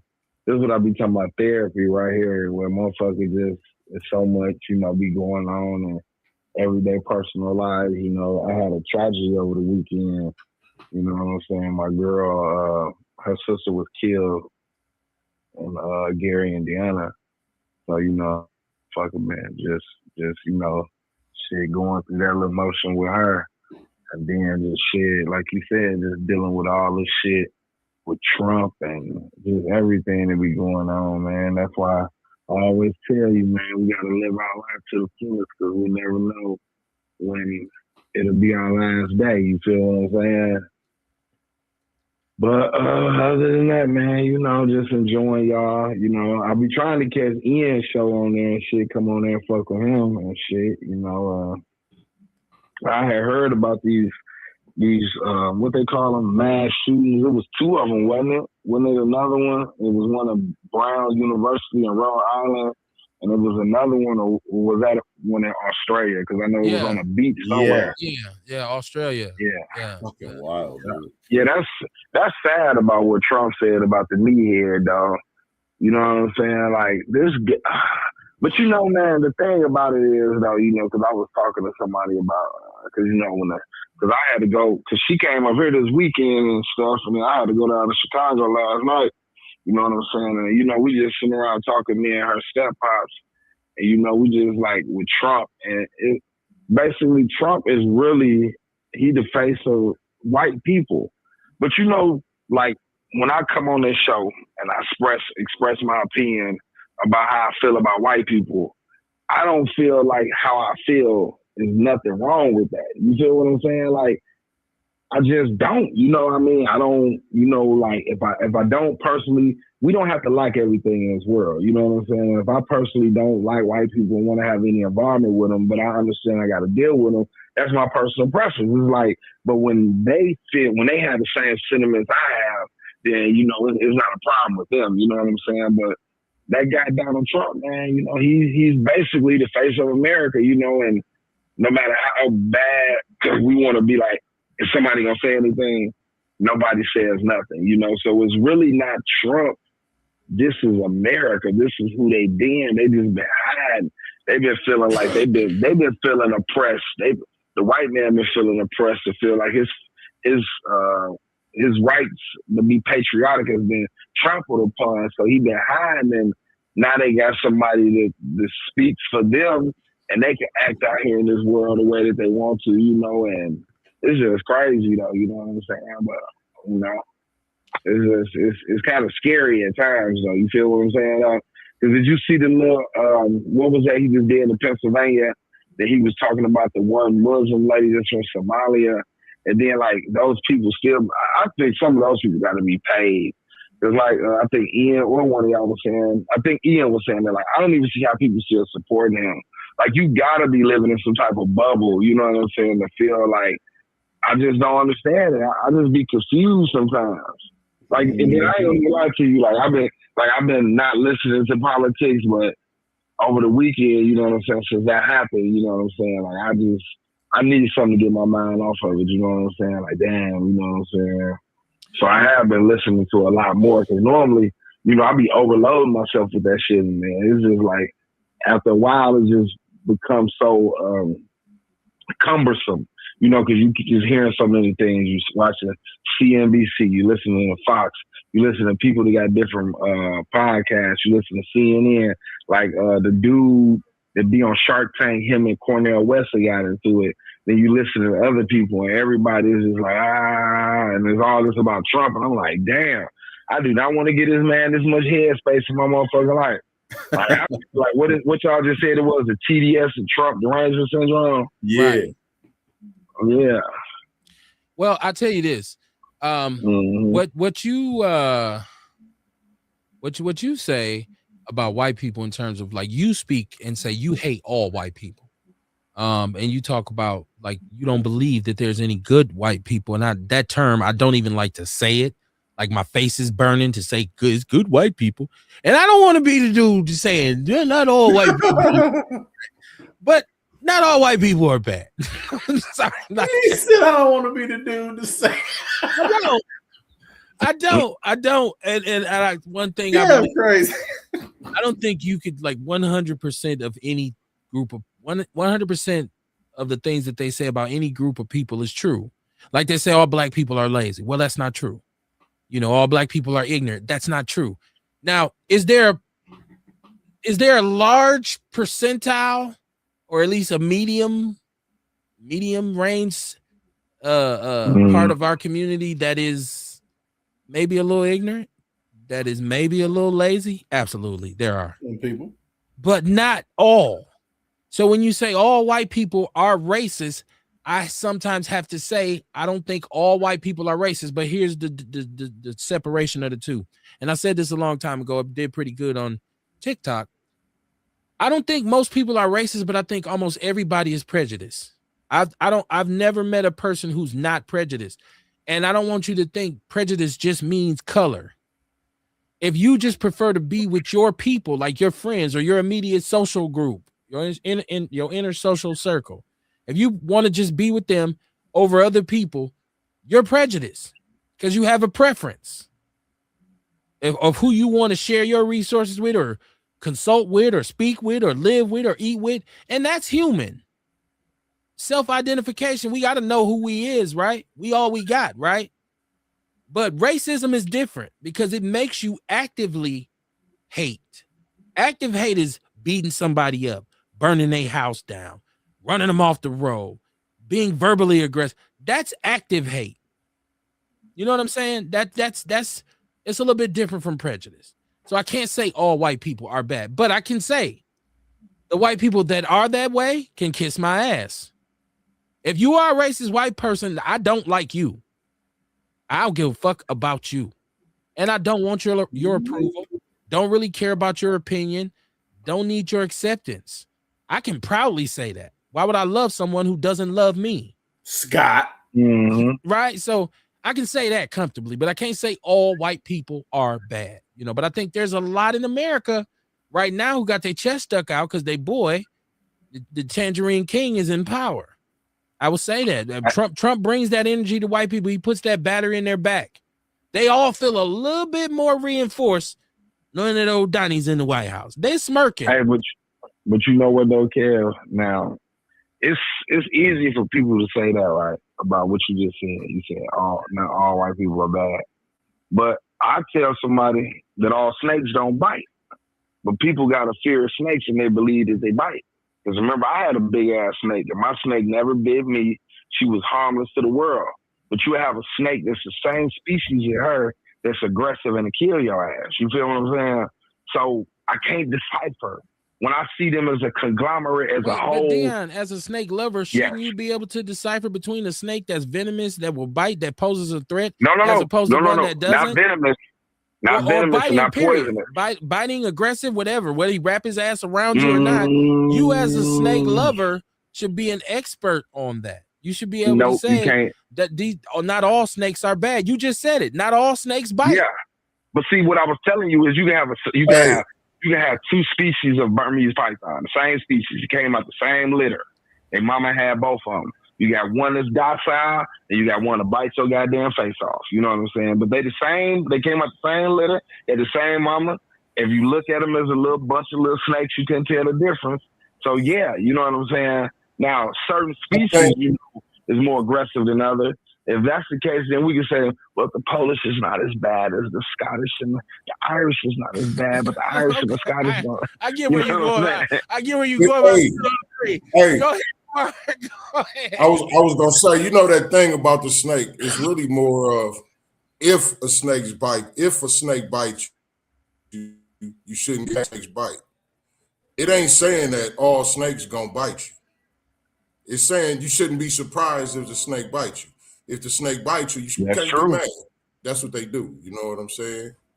So, yeah. So by that logic, when a white person does something racist, you shouldn't be surprised. There we go. Come on now. Hey, Ian, he told you I got a different sense of humor, right? So fucking true. Our dots connect different. I ain't gonna lie, OG. I'm not surprised. That's a very good analogy. I'm not. Think about this. Think about this, right? Think about this. I'm walking, right? I'm in Brookfield, and I see a white person, and they looking funny at me, and I say something to them, and they say, "Oh, you fucking nigger," and da-da-da-da-da. Am I gonna be like, I can't believe you said that to me? What is going on? I am in Brookfield. It is Wisconsin, and he is white. So that snake didn't go crazy. That snake went snake. The snake, right? Like, snake. Right. So you're right. Yeah. It's a very real example. Hey, I had an incident happen to me like that yesterday, right? So I went and bought me another dog from this guy in Janesville. So instead of my motherfucking GPS taking me 94 to Highway 26 over, it took me through a little back area. I said, God damn. So I stopped at a BP because I'm like, I'm getting low on gas. I can't fuck around like this. The lady gonna ask me, she was like, where you headed to? So in my head, I'm thinking, bitch, what you worried about where I'm headed to? But I said, I'm headed to meet a man about a dog, which I was actually headed to go meet a man about a dog. But it's just a simple fact that they asked me that, you know what I'm saying? And that shit was like uncommon. You feel what I'm saying? It made a person kind of like, what the fuck going on? You feel what I'm saying? Flip side. If I'm in the hood late at night, 3 a.m, on some bullshit, and some dudes run up on me, some black dudes run up on me, and commit a crime, right? Now I know all black people don't commit crimes, but depending on where I'm at and what time it is, I'm not surprised them niggas came and robbed me. Like, well, I am on 3rd and Center at 2 a.m. in the morning, right? Like, so when black people do some nigga shit, don't be surprised. Niggas being niggas. This shit goes so many different ways. Mama Jenkins, she said, I asked about that at one of the community meetings, but no clear answer. And she's talking about the Masterlock building. And she said, are they still building that building for the youth on the north side? I hope so. Ace Cooley says, that's because success is not earned, it's given. Well, there's a lot of good old boy networks. A lot of depot babies. We know that. Ewok said wrong guy. He was released. The killer is still on the loose. Okay. Sharita Shaw said, I believe from what I heard, the mass shooter from Wisconsin was a person of interest, but was released. He was only detained, not arrested. Love my outlaw family, man. Love my outlaw family. You see how we hold each other down on here. They make sure the facts is put out here. This is, she said, Dion is a smart man. When he wants to be, he can be very smart, but you better watch him. So damn, when Dion say some crazy shit, Dion didn't go crazy. He just Dion'd. Don't be surprised if Dion say some wild shit. Kerry Walker Jones said Trump don't like nobody. He don't even like them funny looking kids he got, and he really can't stand the trainee he married. Ooh wee. Shot. Called his wife a trainee and his kids. Hey, listen, I agree with that, right? I agree that Trump don't like nobody. He's an elite. You know what I mean? Like, I don't give a fuck what race it is. He don't like them. You know what I'm saying? It's some white people this motherfucker don't even like. You know, I don't think nothing that all the different shit that he doing, I don't think it really got nothing that's really, well, some of it, I think some of it is really intended to get us upset. You know what I mean? To get us riled up, to give them an issue with us. You know what I'm saying? And it really, a lot of this shit really don't got nothing to do with us. But I just think he really aiming at everybody, man, because we talk about the civil rights shit, them cutting different, you know what I mean? Like, civil rights is everybody rights. That ain't just black people. So, come on, I think I agree with you. I'm doing you now. I agree with you with half of what you said, and I disagree with half of what you said. Because that's fair. Right. Because you were stating that Trump don't like nobody. Right. I think Trump likes rich white people. That's it. I think and that's how his whiteness is really. I think he's a white nationalist, but I think he attributes whiteness and wealth. It's kind of like, I feel like they believe that's inherent. I think you're a white nationalist on steroids. I think they feel like just wealth and whiteness are inherent, and it's something that all white people should have, and that's why you put white nationalist policies into place so that their power, you're trying to give them power. You're trying to give white people to, even so the poor ones can say, if I just get a little money, I can be an elitist racist and nobody can even say shit to me. Look at Donald Trump. He's a shining example of it, right? So he's almost like a neo-supremacist. He's like the newest version, a wealthy, empowered, entitled, old, entrenched white man. I got something for you though. Kamala Harris, apparently in the Newsweek poll, she gets a presidential boost. She's leading the Democrat Party for nomination right now, and I don't know if that's a good idea. President again. Yeah, JD Vance will win. JD Vance will beat her. I hate to say it. You know what? Kamala, sit this one out. Yeah, on the real. At this point, hey, I'm gonna keep it real, right? I ain't for her or whatever. I'm for her or against her. I'm just saying at this point, I think anybody that's not a white nationalist can win. Or will get my vote. Like even her. You know what I'm saying? So many people. No. Listen. So many people don't want that same Trump shit to keep going. Fingers crossed. But that's a lot of people that I feel like a lot of people will vote against it. Even a lot of these niggas that's trying to hold strong and hold their belief and stand with Trump. I think deep down inside, they like, oh, no, we can't do this again. I can't be fighting all these niggas again. You know what I'm saying? Nah, they going to vote for that motherfucker. They going to vote for the Republican. Come on, I thought that this time. I thought they was going to be that way this time. Like, nah, we ain't finna, because But even this time, it's more egregious. Even this time, it's more egregious than the last time. I was finna say, most people I thought would hold a grudge for what he did last time. Didn't care. I thought so too. They ain't learned their lesson apparently. The Mexicans didn't. That's for damn sure. But they did this time. Ay caramba!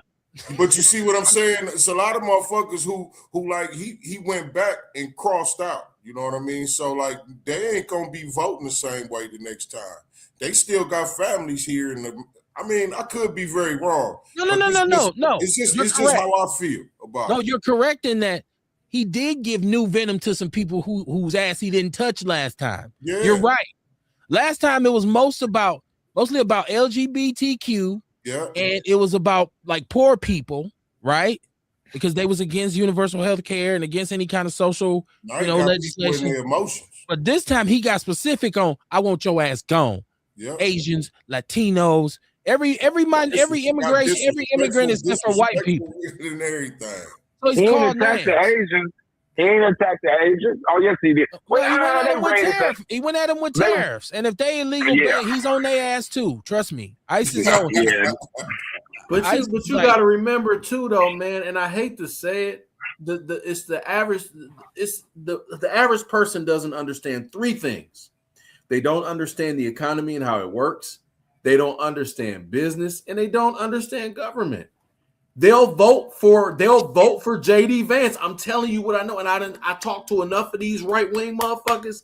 They're not voting for her. They don't care what's going on. So the sad part is that you are true in those three things. I as much as I hate to, but you said the average person. Yeah, the average person. And that's pretty sad for our community that the average person is so uninformed. You said the average. That means 3 out of 5. Right? Like, they're not like us, man. They're not smart as us. They're gonna vote. Kamar, they're gonna vote for that same shit again. I don't think so. This time, maybe not. Because like I said, it's right. Different. It's different when you touch people's emotions. True. You know what I mean? Like the Hispanics, they grandkids, nieces, nephews, they sons, they daughters all got stripped from them. Like a lot of them motherfuckers, I don't care what they people how they telling them to vote. Man, listen, it's different when you touch a motherfucking emotions. You make a motherfucker mad at you, they'll hold that grudge against you longer than they would if you just had a different belief. I hope so. Are we? Listen, I hope so too. You know what I mean? I hope so, man. When I say anything I say is not 100% fact, it's just my opinion. You know what I'm saying? And their goal is to ship all of us out of here anyway.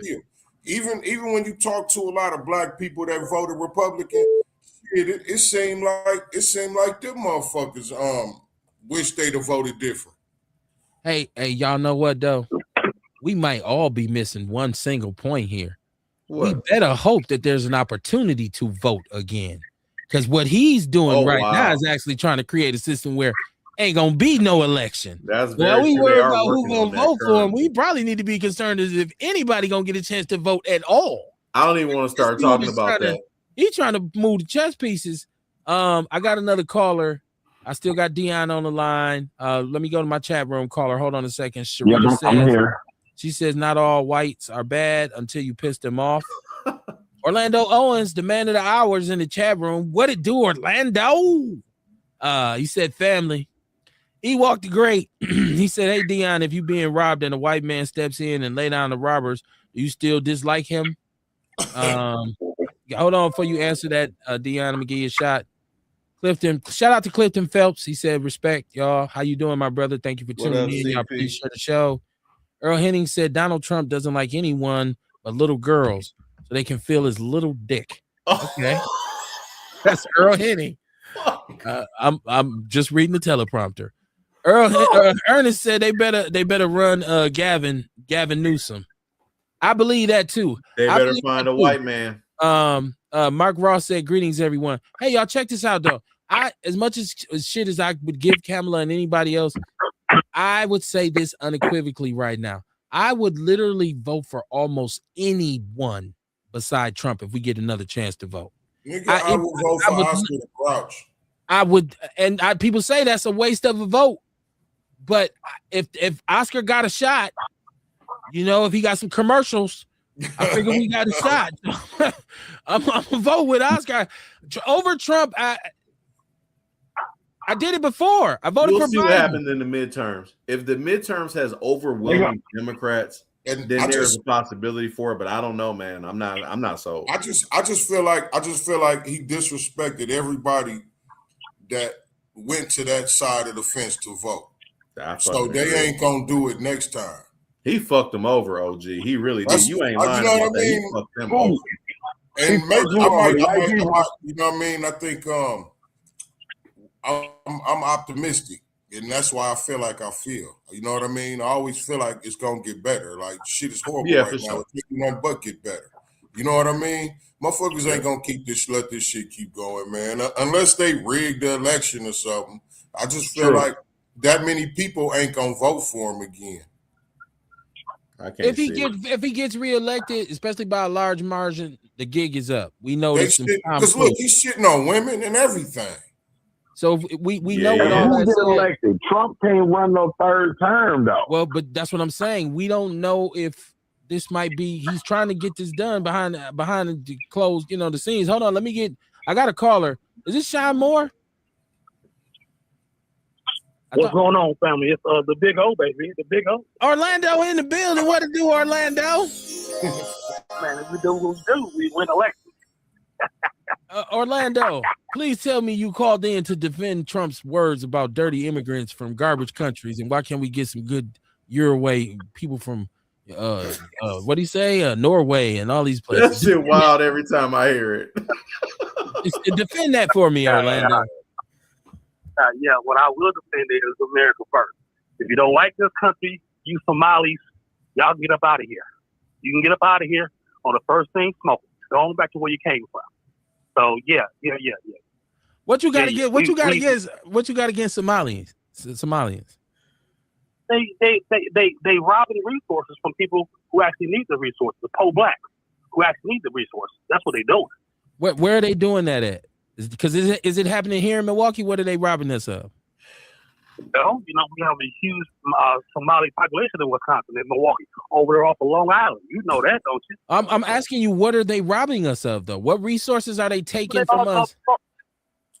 That the fraud that they did in Minnesota, that money could have been here in Wisconsin or any other needy community. For blacks who say we can't get enough support right now, they cut in line. So let me ask you a question. When they do some fraud in Minnesota, because we just not hearing about that shit. No, it's going. There's a very large thing going on in Minnesota right now, where the Somalis are involved in some scamming, and it's centered around COVID funding. Okay, and so he's not entirely incorrect on that. But I want to say, Orlando, when we talk about the Somalis who have a scam going, and we're mad at them, but how many other races have a scam going? Hell, Donald Trump got a scam going. How much money did he give to Ukrainians or Israelis or other countries? What is that? Venezuela. And that money could have went to poor blacks. So why are you more mad at Somalians than you are at him? And he's done the same thing. Well, you got a lot of people who are concerned about the wars. I will give you that. About the whole thing with Russia. So yeah, you get some nodding agreement, like how much we're gonna invest in this war. Same thing with Israel. You get some nodding agreement there. But in the end, when you can laugh in the face of the Americans, from people who are born in this country, who actually having a rough go at it, and you all have the nerve to go to a country you're not even from to try to hustle and get over. How stupid are you? Well, hold on. Well, Orlando, once again, y'all Republicans love to keep context. The Italians had organized crime. So did the Jewish people for a very long time. So did the Irish people on the East Coast. Okay. The Asians have the triads. The Latinos have the cartels. Almost every ethnic group in this country operated some sort of criminal activity at one point or another, except us. Right, they pent crack on us. That really wasn't on us because we wasn't really manipulating and making the game. We was just pawns. So I don't see how you can single out to say, well, they immigrants over there. How dare they violate the law when all immigrants have done it? So I don't know how you can hate them now because he's saying, just because Trump is saying it, or I'm not Trump, but Republicans and the people that are on their heels. I saw a black dude talking about this. So so it is real what's going on in Minnesota. I'm gonna be an America first black dude, American black first. If anybody's gonna get help out this joker, it's gonna be American black first. Is anybody gonna get some help first? Okay. So we can talk about all the all the crime rings between the Irish and the Italians. Yeah. That's not what's hot right now. Is the Somalis. That's what's hot right now. We have a And powerful. Hold on, we have a powerful Russian mob. They say the Russian mob in America trumps the Italian mob, and they punked them out right now, and we're helping them in Ukraine. So you want to talk about what crime is high? Listen, Nigerians are running scams and been running scams on the phone forever on the United States of America. Well, to add proper context in regard to the Somalians, Kevin, just for everybody listening, so they can have this in its proper place, there are 91,000 Somalis in Minnesota. 91,000. There are 41 million Black people in America. In addition to that, non-citizens can use certain resources, but the eligibility heavily depends on their immigration status and things like SNAP, non-medical, or as far as all that other stuff in Medicaid, they have very strict requirements. So how are they the fucking problem on a wide scale? This is the stuff I be talking about, dude. Nonsense. I see you laughing, Kamar. Out of here, bro. Yeah. He snapped right quick. How the fuck? He sound like racist ass white people. He sounds like racist ass white conservatives. That's who he sounds like. It's always dope. It's always dope when Kamar get to having fun. I just want to point that out. Especially when we talk about politics, because that's just whacked out sense of humor, man. It's hold on, Orlando, hold on, because I don't want to drown you out, because I'm you know how we get down. I let you talk. Sharita Shaw was pointing out that Minnesota, that's where the Somalian fraud is. Listen, real side note, my daughter graduated from the University of Minnesota. Congratulations. And this was 2 years ago. Damn, baby girl been grown for a minute. I'm old. But dominated by Somalis. The University of Minnesota got to have 40,000 students. A lot. Not that many graduated. It was about 600, something like that. Mostly Somalis. I'm talking about, I spent a lot of time in the Twin Cities. I went to school up there, and I remember it. I have good memories, but it was not Somali as it is now. I'm talking about straight domination, right? And I was speaking with my brother-in-laws, and they were saying that up there right now, Somali crime is high. I believe it. They have Somalian gangs. And I said, they run in the hood? He's like, yes. And I'm like, that could never happen here. But, who knows what they are involved with here. Mama Jenkins said, did he say poor Black? But the sad part about it is with the Somalians. Hold on. Let me just get to chat room because I don't want to get backed up. Sharita Shaw said, yes, he did, scratching my head. Ernest Walker said they gonna detain Orlando Black ass for 2 months and he's still gonna kiss their ass. Brenda Peterson lives in the Twin Cities, y'all. So check this out. Yeah, for sure. That Somalis are now getting caught and locked up. Remember that there are a lot of Somalis born here, 30 years and under. It's actually really hurting people with disabilities. No new group home, license for 2 years, autism programs, feeding our future. So you're saying that them stealing, and this is centered around COVID funding. So she's saying it is hurting. They are doing something that's hurting the people up there. Okay, you got a bird's eye view of that. You're in Minneapolis, so I'll take you at heart, Brenda. Sharita Shaw said they call us dumb and lazy, but come to our country and use our education infrastructure that we build. Yeah, but we no longer utilize. Hell, we crusaded for all these rights and piss them to the wind right now, Sharita. She said they're called anchor babies. Yep. So, Dion, you was trying to get in here. I had to try to finish the chat room. Go ahead, my brother. You got the floor. And then I want Orlando to get to the killing part about it with the Somalis is granted refuge. That's just like in Michigan, they got a high population of Iraqis because they was granted refuge when they had the Iraq war. So it ain't like these people came here bogusly. You know what I'm saying?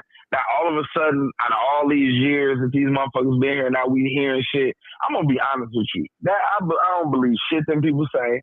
I think it's propaganda and all lies to try to turn against those people and try to villainize them and make them seem like they the villains and they doing something that wasn't allowed. You know what I'm saying? Like, come on, it was senators that got shit. I mean, they got PPP loans that didn't need the money and they have to pay it back. Senators that was in Congress and stuff like that. Congressmen and U.S. senators got PPP loans when the COVID kicked off. So, man, hold on, Dion. But let's not no, because she's saying this is Brenda Peterson. She's saying it's more than COVID funding. I know that there was some mention of this is started around the COVID funding, but let's be honest. They should be taken to task for their crimes. Don't get me wrong. Don't get me wrong. And if you're here illegally, see, for me, the line is very solid. If you're here illegally and you get caught, you get deported.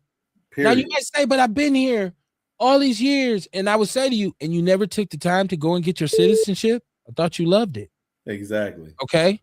So I want to make that clear. I'm not giving them a pass because we get persecuted for any goddamn thing we do. Yes, sir. So I really ain't giving nobody no pass on that shit. But I'm just saying that we can't necessarily, like, they the new niggas, it seemed like. Okay, let me put it like that, because they're who everybody wants to shine the spotlight on. I think it is, to a certain extent, there's a narrative created by Trump to justify deportation in the way that he's utilizing ICE to do it. I think I got Ruben on the line. Brother Ruben, is this you? Okay. No, this is Ace, my dude. Ace, what up? All y'all AZ, man. You, E-Walk, Blast, everybody's. What's happening, Ace? What's going on, man? Welcome to the show. He said everybody. Yeah, hey, what's cracking, man? He is in Arizona. Shit. Well, no, I used to live in Arizona. I didn't know Ian. I didn't know Ian was down there. Yeah. To just last week. So that's kind of slick. Yeah, desert, y'all desert niggas. Hey, it's all good. We need to go get black out here. You know what I'm saying? Got my Trump on. What's going on, man? No, but this is what I'm talking. And I mean, last time I called in, I was a little emotional because I mean, I'll be honest with you. This little immigrant situation. I hear Dion on there. I get dudes. It's a lot of rhetoric. But here's the thing. I've seen this face to face, in our face, how these different genres of people can treat the FBA. You get what I'm saying? With the lazy and all this shit. Like I said last time, man, we've tried to partner with these people. You get people from Africa coming over here, man. We buying their little dashikis. We try to support their business. And truth be said, man, the FBA done funded damn near the world because when they come over here, they open up businesses, and guess what neighborhoods they open these businesses in? They're ours. True. They're ours. And guess where they send this money to? They send it back to their countries. They don't send it to our people. They don't do nothing for us. And then they turn around and call us lazy. That's just like a smack in the face. You know, and it's not that I hate these people for being whatever nationality they got. Man, it's just, listen, everything with the FBA is always provoked, man. Ain't nobody just jumping out. We only dangerous to ourselves. We don't attack nobody else. So this is why I can't understand why everybody's jumping on. And I'm not saying you per se jumping in front of these folks when they out here doing bad. They out here doing bad, man. And it's running amok on our country. And at this point, we paying for it. Okay. Well, I'll jump in here, Brother Ken. Go ahead, Orlando. If you got your fanboy Ian over there standing for the squad, you know, but when Sister Peterson calls in and say, no, Orlando and Kev said it's legit. Now fanboy saying, oh, you're right, Kev, you're right. You're such a fanboy. I wish you had to have your own opinion, bro. Whatever. And then this brother here saying, no, FBA. Dude is a sucker, ain't he? Orlando, you chose violence. Go ahead, though. I want to let you speak. Go ahead, sucker, talk. The brothers on here talking about FBA, and that's the fact. Y'all don't have to like me. I don't really care, you know, like that. But I'm speaking truth. Like, these foreigners are, why in the world are we trying to windmill for these cats? They doing wrong. We know what it means. And these resources are coming from our community. But we always say, you know, but Orlando and Republicans don't care. These cats don't care. And they ain't even supposed to be here like that. Orlando, let's not get away. I don't want to move the goal line, because the original thing that I asked you was what Trump actually said about 30. He spoke any brown hued, any melanin immigrant is from a dirty country and they're horrible garbage immigrants, but he wanted Norway and he wanted good clean immigrants. And you think that's not racist? That's not white nationalistic at all. You think that's just, you agree with that statement? Hey, he's gonna start sucking his dick. Let him talk. I'm American black first. I'm FBA. I'm American black first. Screw everybody. The white ones too. foreigners as well. I'm FBA. We helped build this joker. We built this joker, and we got the nerve to be trying to So I don't care about no white Scandinavians like I don't care about no Somalis. No, I'm American. America first. SBA all day, baby, all day. He support a candidate that's racist as hell, but he FBA. Nigga, please. You can't deny it. That was well said. I don't know where he's coming from. Capping, bro. He lies so much. It's so funny. But is he lying? He said he's for black people first. He don't care about no immigrants, no matter what color they are. But he didn't answer the question if that was foul how Donald Trump said it. Of because course he's not. That's creating the assumption that any immigrant that's from a non-melanated country is a clean immigrant from a great place. And so, if that's the case, why did you let the Ukrainians come over here and they from a war-torn, poverty-stricken country? So they from a garbage country too. I said, that was wrong for them to say it, but I'm gonna stand on what I said. I don't like nobody who's not American. FBA first, baby, all day. I don't care where they come from. If we're not helping foundational black people in this country, first and foremost, talk about reparations, if you want to talk about that, 40 acres of the mule, if we're not talking about those things, I'm Dr. Cuss now, why the hell do I care about what y'all doing, Somalis, doing food stamp fraud and, trying to hustle with food bank fraud? I don't care about this. Get them jokers out of here. Get them out. I don't care about that, man. Somewhere's Dion? Your words and actions are completely different, brother. Is he with us? Is Dion with us? What's going on? I'll be having you on mute.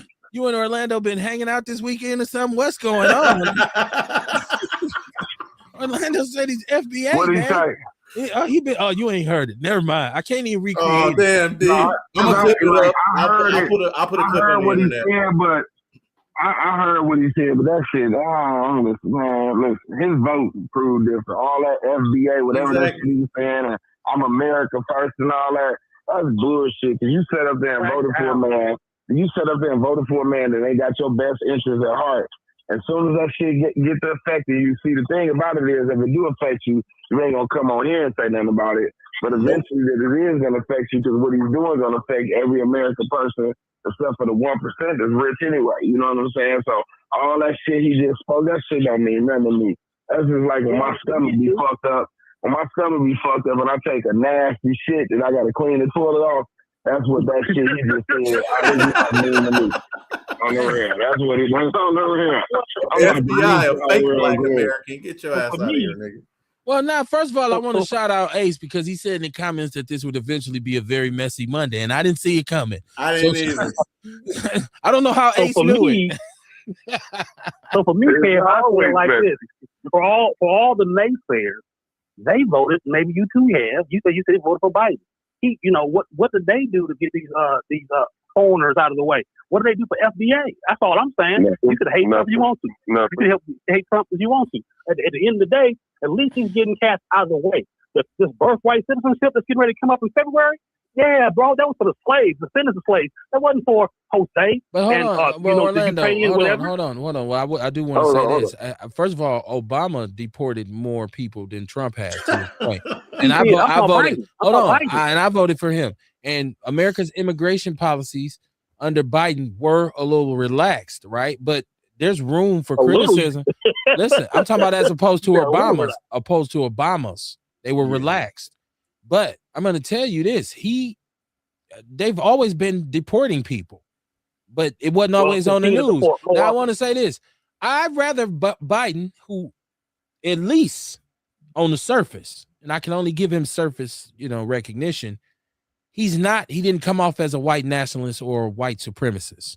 Trump has. I didn't see it. Listen, I didn't hear it. Listen, let me finish. I didn't say he wasn't. I said surface wise, I didn't see the same energy in terms of being racist and white nationalistic as I get from Trump. So yes, I did vote for Biden because of what Trump is doing now. Now you got to say at least our economy was way more stable under Biden, inheriting what he inherited, which was a mess that Trump had fucked up after Obama. Then right now we got economic turmoil. The price of living is up. The opportunity to get a job is down on everything. So I'm just saying Yes, I voted for Biden. I did. And I'd vote for Biden over Trump again today. And I listen, I vote for Richard Nixon over Donald Trump. I made a mistake. I voted for Trump over Biden. I should have never did that dumb shit. Never. So again, clearly we don't understand. A nation building is a messy thing. I don't care about foreigners, cuz like that. I just don't. And whoever gonna get you out of here, you're speaking to that. You are speaking to that, and you represent yourself very well. But you're also ducking. You're also ducking the responsibility to the people, because you are a person who is influential, whether you want to admit it or not. You have platforms. You're shirking the responsibility of Donald Trump, that the responsibility he should have to not be a total ass whip on the mic every time he opens his mouth. You do care because you voted for him. You support him. Your vote says that's okay with me. So what I'm saying, Kev, is this: as a man, I don't care about nothing like that. I was Malcolm X on this point, my friend. One showed you his teeth, and one wanted to be your friend. Either way, what you gonna deal with? I really should show me your teeth to know I know who you are. You backslap, I'm not saying you directly, but those who voted for Biden, you let that dude slap your back and roll with you. But he in the coop house, in the hen house, getting everything out. But he was cool though. He was nice. But well, I think you're missing the point, because nobody said he was nice. But here's the thing: I had the same mentality under Biden as I do under Trump. I just don't like Trump personally. I can admit that. Personally, he offends me. Now, I'm a foundational Black American, so I know I got to move with my best interests at heart, no matter who's in the White House, because we've never had an ally in the White House, right? So I just wanted him removed because I don't like the energy that he creates with white nationalism. So yes, I voted for Biden and went back to my Black business. I went back to doing what I need to do as a Black person to make sure me and my family are okay. So it wasn't really about Biden's going to save us. I know for a fact that none of them are going to save us. But there's some of them I would prefer in there over him. And let me get something here, Kevin. Let's talk about both, because the problem is we're both for these parties, and you're going to hear me say this, so I'm blue in the face. AIPAC, man. AIPAC. Dude is the ultimate Zionist. You know what I'm saying? They don't mean no good for us. None, and truthfully, we need to get them out of our country. We need to get them out of our country, because they're the ones running the media. They're the ones running the entertainment businesses. They're the ones owning these privatized prisons, especially down there in Arizona. Man, this shit, until we can get people out of our business so we can see straight, everybody's got us in the blender, man. Everybody's got us in the blender. And now you got these people coming over, taking advantage of our systems, talking shit about us, and they, Puerto Rican, excuse me, now I ain't gonna say nothing about the Puerto Rican, Mexican, these motherfuckers been swinging from a tree fighting for civil rights. I just see motherfucking nigga on the boat with a spear coming to get our black ass.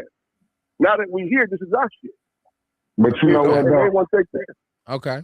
The part that I don't like when I keep hearing people Biden, Obama, it's not the people, it's the policies. And I go on 1130 WIS and all the what you call them, the conservative, and I'll be like, just go back to Nixon all the way to today, from Reagan to first Bush, and just name a policy that the Republicans have passed that benefited America as a whole. Fuck black or white. We talking about just America. What policies have these Republicans enacted that we benefit from today? There is none. When white people, one thing I respect about white people, and I heard the white man said he's not voting for policy, he's voting for legacy and culture. That's why he votes Republican. And with all the immigrants that came, I don't give a fuck about them taking advantage of the system, because everybody else took advantage of the system. They did what the fuck they were supposed to do. They made America great by taking advantage of the system. It's so many motherfuckers that took advantage of the system. The only reason we mad at them because we didn't think first to take advantage of the system. We thinking, we gonna work hard and now we on the downfall. Wait, hold on. Let me finish. We gonna work hard to pull ourselves about. We gonna work hard and pull ourselves about a bootstrap trying to assimilate to whiteness so the white people can look at us and be like, well, these niggas have finally earned our respect because they pull themselves up by their bootstraps, while the Mexicans, the Venezuelans, the Brazilians, the goddamn Salvadorians, the Nigerians, whoever came over here, they were solely taking advantage of the system. So fucking kudos to them. I'm proud that they took advantage of the system. You know what I'm saying? Because everybody else been taking advantage of the system. That's what makes America great, to be able to get over. You know what I'm saying? To me, that makes America great. To me, that part of it. Yeah, that makes America great. But at the same time, Dion, this is still home, because them motherfuckers could go leave. You know, I'm not gonna say that. You know, listen, like I said, I don't have no problem against these people, but don't come over here and shit up and then and then disrespect us. Talk about we lazy and we don't want to do shit. And on top of that, let's just move. I got on to BlackRock propaganda, the Trilateral Committee, the G7. Let's talk to big motherfuckers. This is all low budget shit. You know, and at the end of the day, we got to know what's going on at the top. So we got to know what's going on. Yeah, Ace fanboy. But it's not me talking shit, man. Because the problem is too, we got a lot of tethers out here. Orlando, True. You know, I don't have no party. I don't play with these parties because they don't. Neither one of them give a fuck about us. That's my They don't name. give a fuck about us. At the end of the day, anytime we have pulled ourselves up by the bootstraps, we had the Black Wall Street, we had Seneca Village, we had what's that Lake Lanier. Every time we do, we get fucked over. You know, so at this point, the only way we can take this shit back is by force. That's it. And motherfuckers have to be fair with that, but I'm dead serious. They never gonna let us get out there. We better get down with this freedom movement and the freedom and get that back on the books. Again, with this birthright citizenship coming up, if you truly are foundational Black, these are big issues coming down the pipe that lead to the question of reparations of 4 acres of the mule. Again, you know, getting our damage and our claim for what happened. You know, if you're a believer, foundational Black, if you are a foundational person that believes in reparation or reparation is, this birthright citizenship happened in February. It's an important vote. Look at what happened today down in Milwaukee with Judge Dugan out there protesting for her to let some, illegals get out the back door. What now nigga down there? You ain't see nothing but the white folks and the Mexicans. But they rock with us though, right? They ain't gonna come down there when niggas is locked up, what no niggas get no backdoor exit in Judge Dugan's room. And why we want to claim with these folks for? I'm just saying. No, listen, and you're right, but hold on. Let me get my chat room. And everybody woosah. Goddamn. I love the passion. Yeah. I feel like somebody was to get jumped and shit at the show. Jumped. We all somewhere different, right? And I don't give a fuck touching my furs, goddamn it. Like, I was like, get your hands up. If the feds is listening, it wasn't Kevin. Feds is listening. Brenda Peterson said is more. Okay, so I want to catch up. So Mama Jenkins said Boston is full of every kind. Yes. Every kind of white immigrant. That's one of their strong. Yeah, it is. Brenda Peterson said Medicaid fraudulent billing is going to be over $1 billion once they get to the bottom of it all. But this scam, this Somalian scam, this is crazy. It's crazy. That's why the funding got fucked with. Ernest said, Ernest, and you can call back. Dion was in the middle of talking. When I answered the phone, it cut somebody off. So I want to make sure he finished. So you can call back. I seen you hit the line. He said, as crooks in every state, Trump is pointing those people out because he wants Black people gone. Sharita Shaw says the fraudulent loss has been calculated to over $1 billion already. Ooh-wee. They did that shit here. Shit. She said, Sharita Shaw, okay, then Orlando, claim your lineage. Orlando said he's foundational Black American. What y'all talking about? Ian said that's some shit. Brenda Peterson said it was meals for children, not food stamp fraud. Okay. And she knows because she's up there. Once again, she's in the Twin Cities. That's fucking horrible, by the way. Sharita said, fuck this either or shit when there's no option for either political party. Well, there's no favor for us. She said everybody making a point though. I think she's figuring it out. She's FBA for real, so I'm pretty sure she's convinced. To be like FBA all the time. Ernest Walker said Orlando. Hold on. He said Ernest Walker said Orlando said nigger, not nigga. Y'all missed that. He said he dropped a hard ER on you. God, that's I got 5 something shots. special. He was an old man. I got something gotta watch special it. though. It's I old, got something special though. Ewok, you welcome to call back, but I want to show y'all something. That shit wild, bro. This is crazy right here because as a foundational Black American, I talk all the time about tethers and I talk about our relationship with Africa, Native Africans, right? So I saw this and I want y'all to hear this. Just Yeah, and for sure. that's a good woosah moment. Y'all listen at this and let me know if y'all can't hear it. Hold on. I was just about to get it on muted. Yes, got it right here. There's no hatred out there against African American. You have to understand that there are 3 groups of Africans, even on the continent. There are Africans that we call the Negropeans African, who are Europeanized Africans. You see them, they are wearing the African clothes, but their mind is Europeans. They call them Black French. They consider themselves to be French than even African. They are the one ruling the continent right now. Then you have the Arabic side Africa who are Muslims. They think they are more Arabs than African. Yes, brother. Go ahead, brother. You going in. You going in. They think that they are Abdullah, they are Ali, they are Salah. They cannot Yes. the historical factor of African identity. You need to know those Africans, they are there. Then there are Pan-African African, the Kwame Nkrumah, the Sheikh Anta Diop, the school that we come from. We look at African Americans as the people who are going to resurrect the African continent. That's the reality. The salvation of Africa will come from the diaspora. It has always come from the diaspora. Marcus Garvey brought the resurrection that brought the independence that we have. Okay, it is the diaspora that brought the Pan-Africanism that brought Ghana into independence. It has always come from the diaspora. So those who say that Africans hate the diaspora, maybe they are speaking to the Negropeans. There is no hatred out there against African American. You have to understand that there are 3 groups of Africans, even on the continent. There are Africans that we call the Negropeans African, who are Yes. Now y'all heard that, right? Everybody heard that, right? And it's very interesting because we talk about false narratives. And as a foundational Black American, I do hold a strong belief from my conversations with some Native Africans that they do not like us. But I never thought that there were 3 different distinct groups. And see, this is what colonialism can do, right? He said this because the French conquered how much of Africa? The Arabs, whether people know it or not, historically, were some of the hardest slave owners and really have had a hand in conquering Africa. And then he talks about the new Africa. He said the Kwame Nkrumahs, those the African the Pan-Africans. But the fact that he said there's a belief that the Africans who are part of the diaspora, which would be us, diaspora, however you say it, they look to us like we should be the ones to reinvigorate Africa because we are Americans.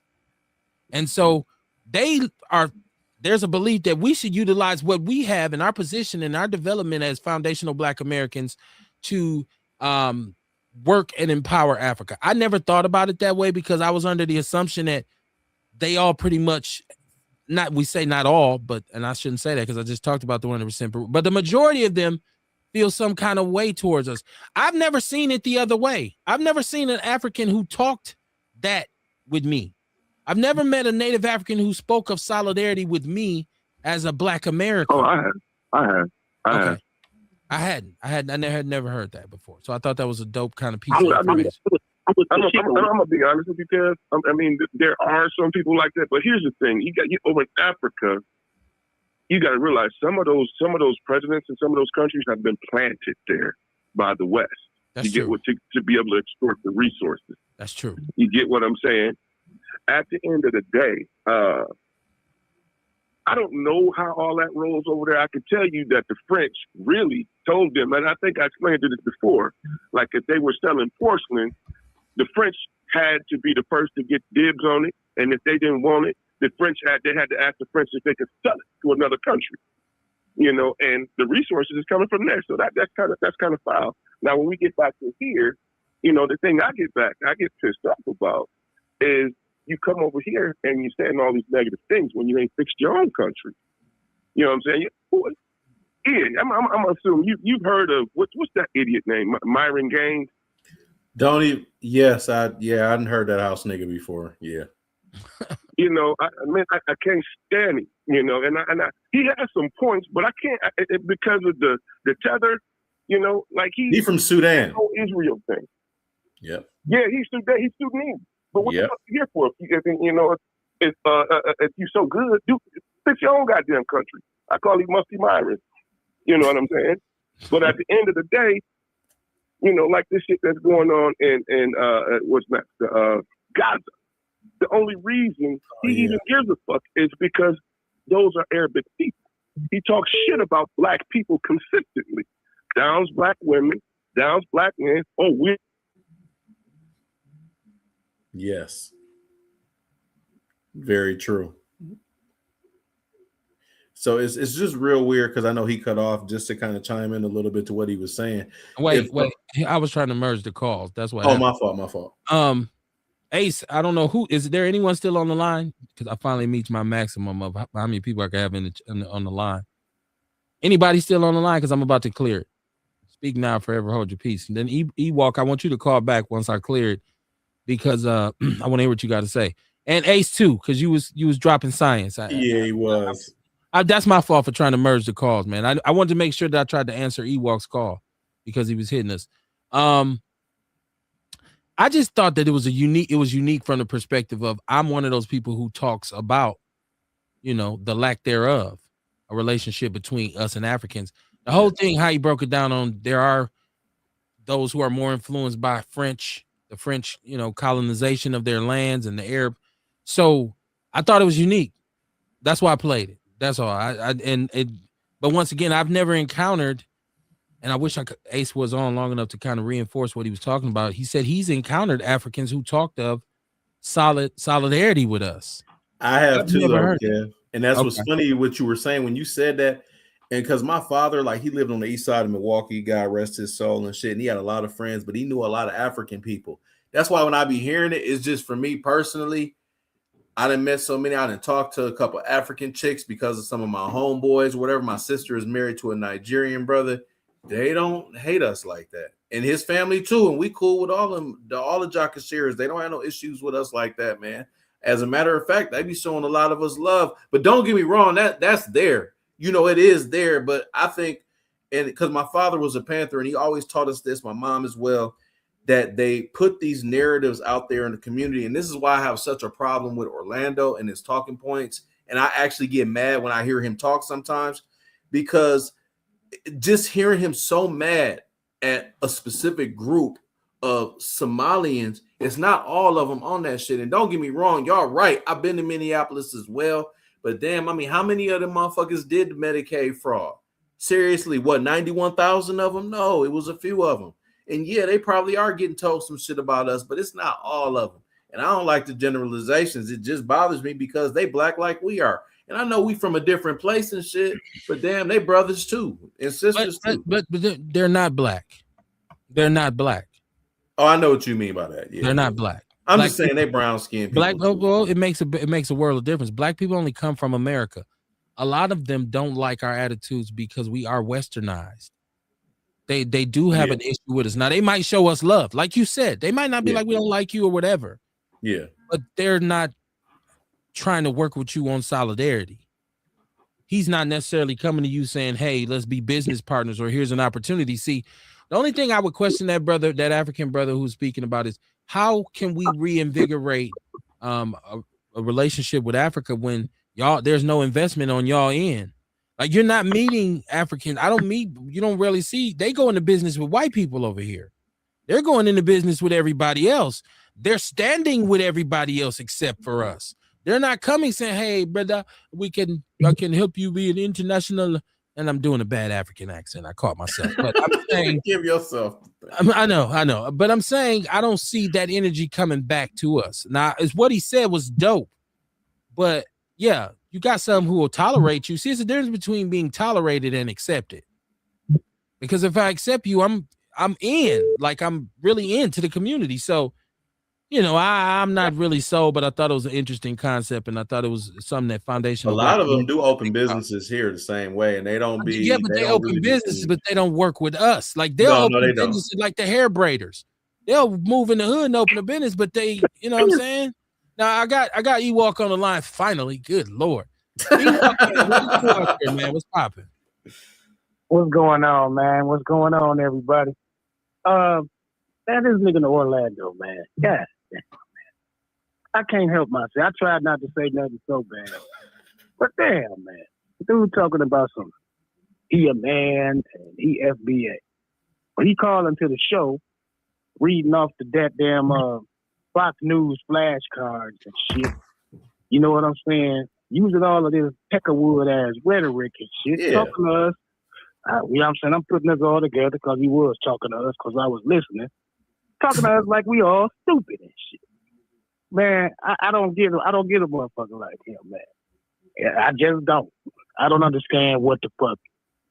What is he trying to convert? Is he trying to convert somebody or what? What the fuck is? I think somebody want to be what he is. So I think your problem is this, my friend. I don't really give a fuck about you either. That's what you don't get. So I don't. You get that? Man, Orlando, suck a dick, you black, ugly, gorilla-looking motherfucker. Yeah. Who the fuck you think you talking to, pussy ass? I'm talking to you. I'm talking to you and Mr. Fanboy over there, Ian. I don't really care. Yeah, we all the same. Guess what? We glad to be the same. We ain't like your old sellout ass. He was a fanboy with Ace until Ace said, "Nigga, don't be trying to ride." No problem for me. Mr. Man. I'm gonna do whatever I want to do. You the motherfucker. Motherfucker. Hey, hey, soft talking dude. Be old and just be okay with that. Toby be a good nigga for my son. Looking ass. Be old. Don't send Toby away. Yes, sir. They don't sell slaves up the stream no more, Orlando. You ain't got to worry about that no more. So you're so black, but you're an idiot. Slave ass niggas. You're an idiot. But I still love you because you found that. You don't love me. You don't even use that word to me in the same context, man. You don't even love yourself. If you loved yourself, you wouldn't be the sucker that you was. You the sucker you goddamn near every minute. Man, I'm gonna get up here show, man. Fuck you. Talking that garbage. Keep talking that garbage. Going back under the rock you came up under. All right. I want to go to the chat room. Let me go to the chat room, Orlando. He said, "All right." A spirited discussion here on Messy Monday Radio, right?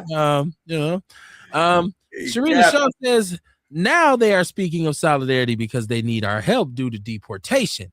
Nope, we are minding our own lazy ass business. Sharita Shaw. This is Orlando saying Earl is an idiot, Ernest is an idiot, and he says fanboy doing his thing. So he's going at you. I don't want to be starting shit. He talking about somebody called fanboy. He's talking about me. I love Orlando. God bless him. Like I said, it's Monday night, man. It gets a little rowdy around here sometimes. But I want to switch up because I feel like we got enough of the passion for politics. Everybody agree? Did we do politics long enough, Kamar, tonight? Did we give it? So because people they like to hear us talk about politics on the show. So we talked a little city politics. We talked some national politics.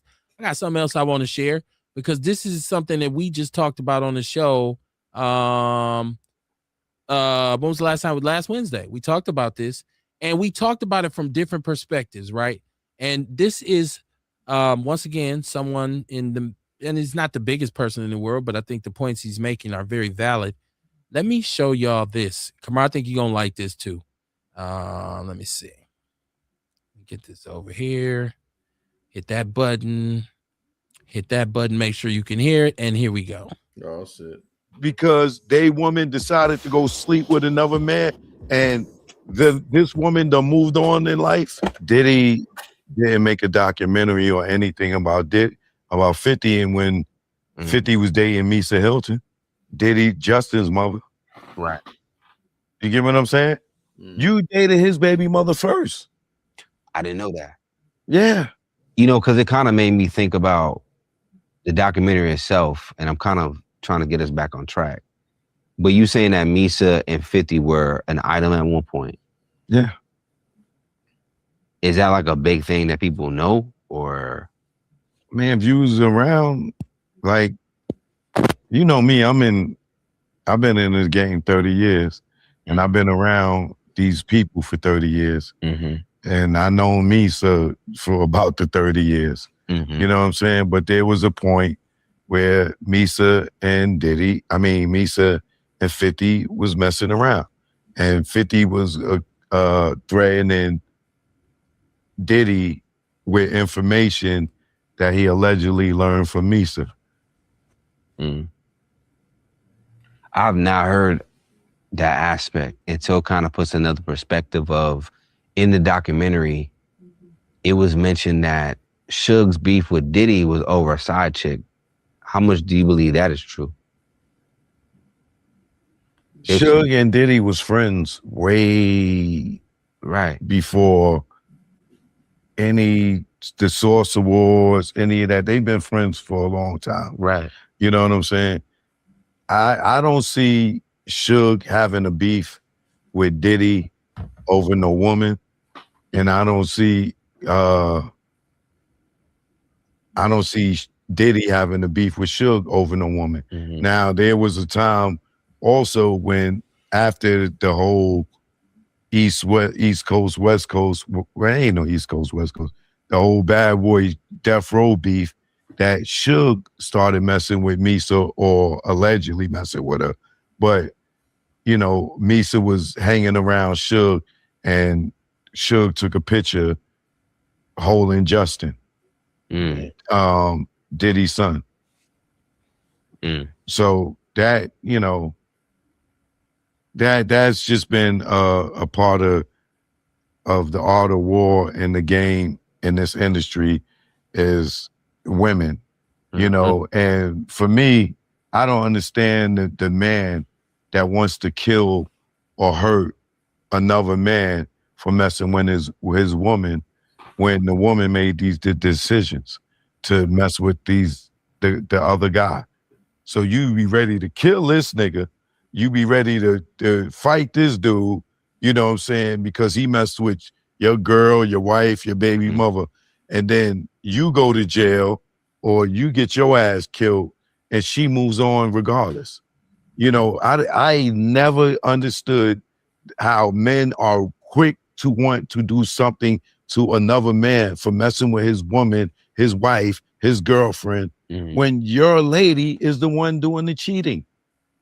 And you'll go and lay up with her after you try to to kill somebody. You go to, you know what I mean? Niggas is in the cemetery and in the jail right now because they woman decided to go sleep with another man, and this woman done moved on in life and got another nigga.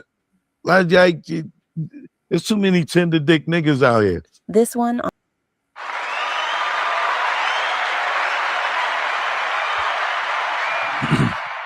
So why did I play that? Because our conversation last week, and we were just meandering, right? Yeah.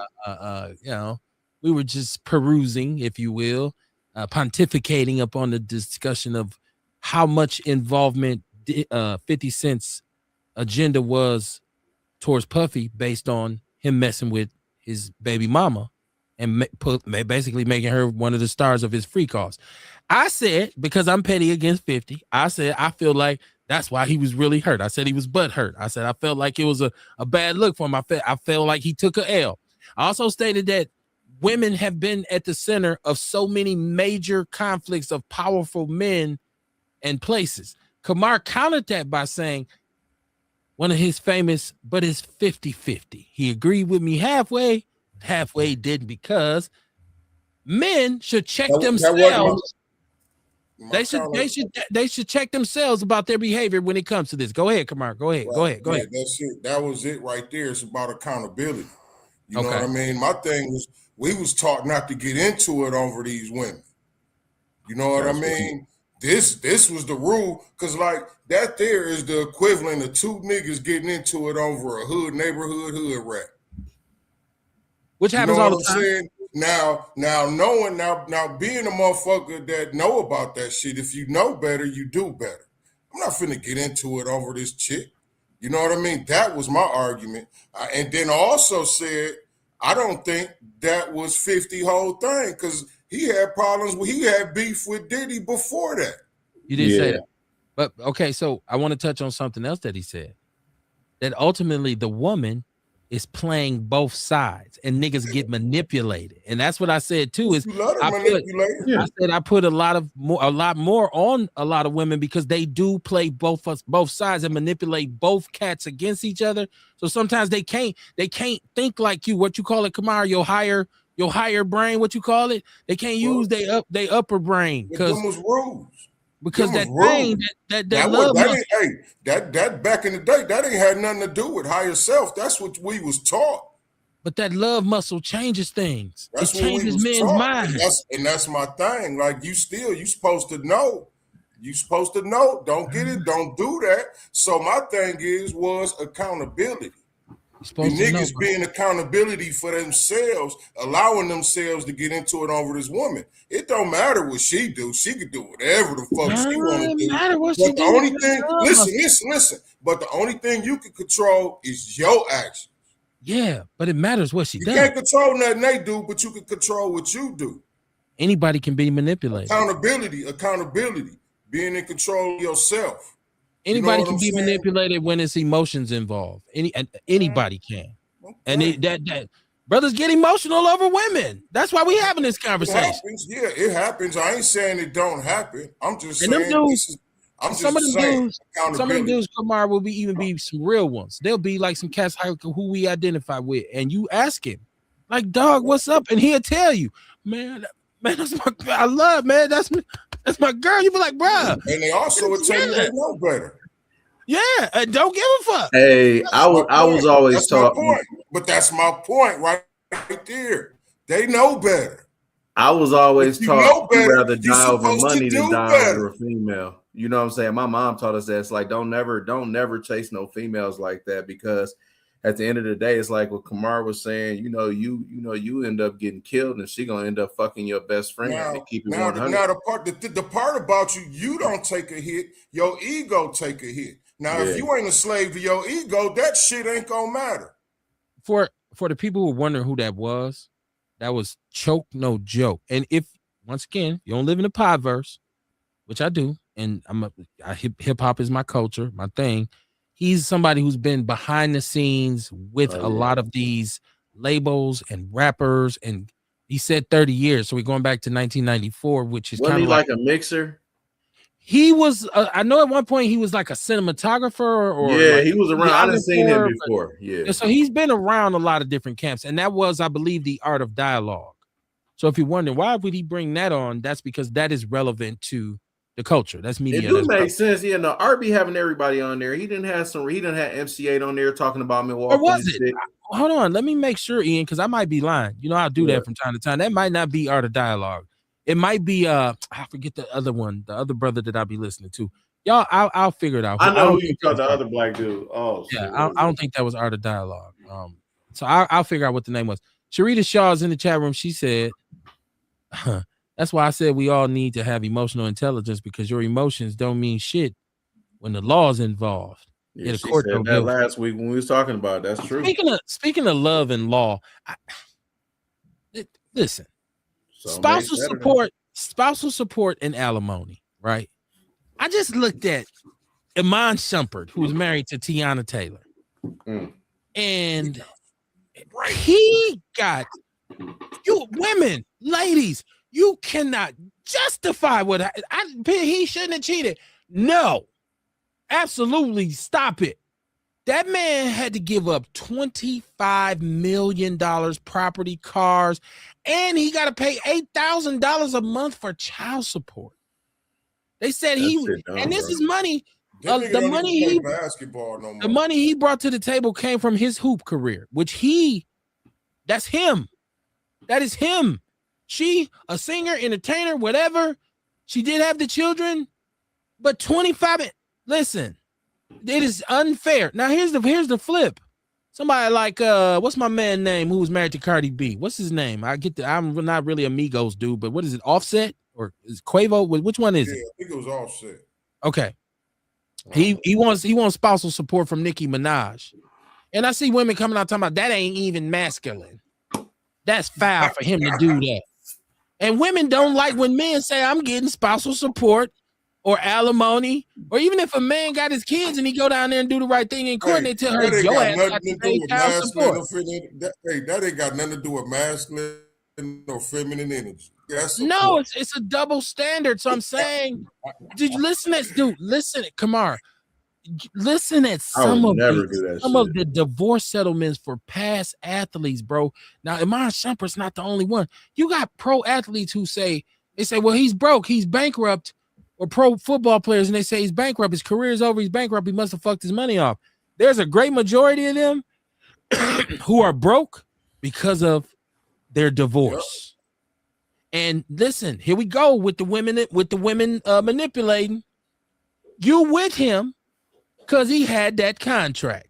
When that money stopped, you ready to go, and you think you're justified to take his 25 million. You have no right to that money. You should get a portion. It should be a cap on it. It's wrong, man. It's foul. It's predatory. That shit is wrong. But you know what? Hey, it's wrong, but he knew the rules going into it. He did. You know what I'm saying? He knew the rules going into it. If I go fuck this motherfucker and get caught, you know what I mean?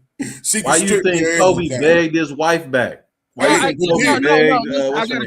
got a correction. You're right, Sarita. She said the night getting old. They ain't even 10 o'clock yet. I said Nicki Minaj. I should have said Cardi B. I'm sorry, because I don't put that much weight on this shit, right? So I'm sorry. It was Cardi B. I said Nicki Minaj. You're right. Thank you, Sarita. Go ahead. She a Trump supporter now. But no, I was gonna say, man, as far as all that though, but yeah, I mean, I get it at the end of the day, but would these chicks be doing this shit to gangsters and shit like that? Like, man, if I mean, I don't want to, I'm finna sound real bad right now, but if I'm sitting on 20 million and she trying to take like 18 million or 16 million, we gonna have a motherfucking problem, because I'm gonna let it be known, like, you're not finna get that bread. Swear to God, you're gonna have to send somebody to start your car up every day. You not murder her and you won't enjoy your money. I'm sorry, man. Because to me, I look at it like, don't get me wrong, you can't do shit like that, man. You can't take that much money from motherfuckers. I think there's bad karma on top of it. She need to be very careful, because I'm sorry, man, 25 million, you ain't hit no jump shot. Listen, hold on, but first of all, now, whatever, I'm sure she has some contributions via her entertainment career. She rich as hell anyway. I know. She is now. She's more rich now, but I'm saying, I don't know what his contribution was, but I know he was fettied up when he came into it, and they said he had to give up. So it wasn't like they had to split. That's sad, man. They said he had to give up. So I'm assuming that she got over. And Sharita Shaw, you are right. I am old. She said this, and she didn't mean to say this night. She meant to say this nigga getting old. I am a very old man. That's why, like I said, Cardi B, Nicki Minaj, they all disposable to me. Right? It could have been Lotto. I could have, as long as I got Tiana Taylor. It could have been Lotto. I don't know. Like, it's like I got her wrong. You know what I'm saying? That's funny. The point wasn't even about their celebrity. The point was the double standard that's involved. And the point is also how women manipulate. Yes. And this is the same thing I was saying. This is the same thing I was saying about men fighting over a woman. There are documented cases. Because look, sometimes she go over there and say, he doing this to me, he doing that to you, and he plotting against you to do this. And this man over here, in his lack of emotional intelligence or whatever y'all call it, and go, oh, for real? And he's ready to go to war. So, but that is her manipulation. I don't want to take her manipulation out of it. And sometimes people get fucked over. Like, we can all be manipulated. I like, you can be strong and tough and all that, but you can be got. So I just wanted to point that out. Emotion. Yeah. Emotion is a motherfucker. Emotion is powerful. I'm saying, very powerful. Men are supposed to be wired. This is how men are wired, though. Like, and that's one of the things too. You know what I mean? A lot of men don't be men no more. Like, it's intellect over emotion. We ain't supposed to be moving off emotion. No. And I'm with the brother that was recording that, you know what I mean, at the end. He just said himself, I don't see why niggas do this shit. Choke no joke. This is something that we supposed to know. You know what I mean? We got to put the accountability. Man, I'm going to tell you, man, accountability is completely lost. Like, whenever it's a problem, it's an issue anywhere, you're supposed to see yourself, the wrong that you did in that situation or something that you missed that could have changed the situation. You know what I mean? Accountability is everything, man. I'm not finna let myself get into it with no nigga over no shit like that. I'm going to go on about my life. Orlando, what was you trying to put in here? Exactly. Yeah, I don't recall a decision that I ever made when I was emotional that turned out good. And that's why it's very clear on, in the word that we need to be as less emotional as possible. Use logic, even when our, want to support X, Y, and Z. When we get our emotions in, we don't think logically. We don't see all the angles. You see red and it's on. And yeah, we need to protect our seed. Like, bro, we can't, men, especially if you're a man, going back to, understanding if you are a, wage earner, you making it out here, the Kevin Samuels type conversations, like, bro, what we doing out here, bro? You know that you are $1 million nigga. You rapping, you footballing, whatever it is. Or just a 9-to-5 dude making 80 grand. Like, bro, what are we doing out here reckless? Dropping these, these bombs, and if these bras are not with us, we cannot afford. Hey, Marshawn Lynch said you got to protect your chicken. That means sign the prenup. Just avoid sign the prenup, man. Sign the prenup because he got to be like Kamar said. He has to be held accountable for not having a prenup. If he gonna be accountable for something, and you say, man, she got me for 25, bro, you should have signed a prenup. Sarita Shaw said, trust me, it was she said it was a warning. She said, trust me, it was a warning before destruction. Okay, you talking about I feel like you kind of defending her. Sarita. I feel like Sarita, I think you see what Steven Jackson did. You see what Steven Jackson did. He left her ass at the altar. Smart as hell. Yeah, he's smart as hell. And this may not be totally in the same lane, but look what happened to the coach in Michigan. This dude is going to lose $5 million. He wigged out, though. He wigged out. You can't go full retard. He went full retard, man. Yeah, he crashed out. Oh, man. I'm with Kamar on this one. Listen, man. You should have knew better, man. I'm so upset for that young brother, man. He just blew. Boy, you just blew the opportunity. And people, they set him up. Ain't nobody set him up. He set himself up. Go ahead, Ace. I'm gonna be honest with you. I'm gonna be honest with you, Kev. That's the difference between men and women. Because I swear, a woman, this girl was literally showing his family to her seat. But see, the thing is, women would do shit like, you know what, they cheating with your nigga and come to a girl. I'm gonna come to you woman to woman and just tell you what's been going on. Yeah. That's some bullshit as if they innocent and shit. And niggas we just ain't gonna say shit. But that's the problem, man. This feminist bull, that's what fucked us up. That's what fucked us up, man. The gender roles have just been all screwed up because of some of this bullshit. Matter of fact, me and Ian was just talking about this shit. They incentivize divorce. Yeah, they do. People don't really realize that child support, the alimony, man, that goes to pay the judges' fucking pensions and shit like that. That's why they do that shit. They don't give a fuck. I did a docu-short on it. Yes. They want their money. Okay. Listen. Hey, don't forget, at the end of the day, y'all, Outlaw Radio is a man show. So if all my female listeners, I hope y'all ain't too pissed off. But I mean, we love women, man. We love women. It's just you talking about a situation. Most women ain't like them bras anyway. You know what I'm saying? But young brothers, like I look at Travis Hunter in the NFL. Oh God! And see, this is the thing with a lot of what I see right now with celebrities, and we wonder why they went crazy over a woman, and lost their money. Well, a lot of these dudes have never really had women before.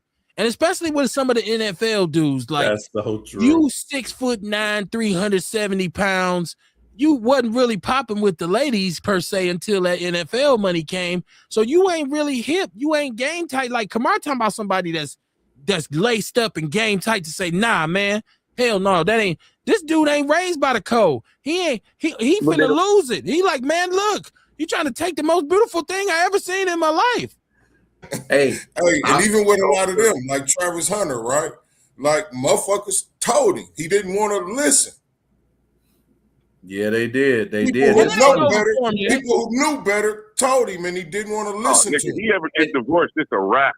It ain't over for him yet, but man, you put yourself in a bad position by not signing. Listen, man. You do know where he got married at, right? In Tennessee. Where did he get married? You do know the marriage law. He got married in Tennessee.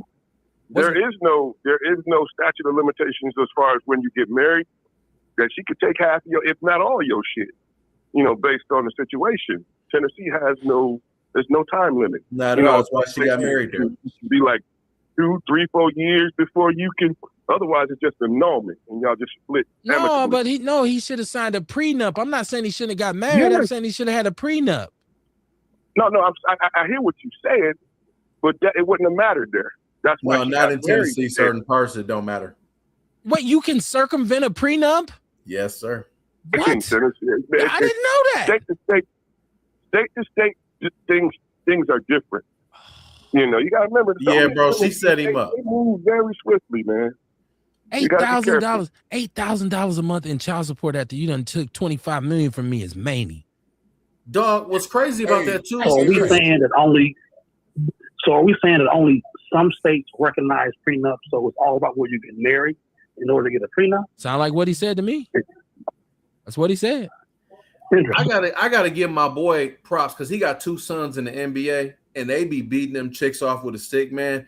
They've been telling them for years about their females because I ain't gonna go too far into their business, but Kobe played for the Hawks as well as Jalen.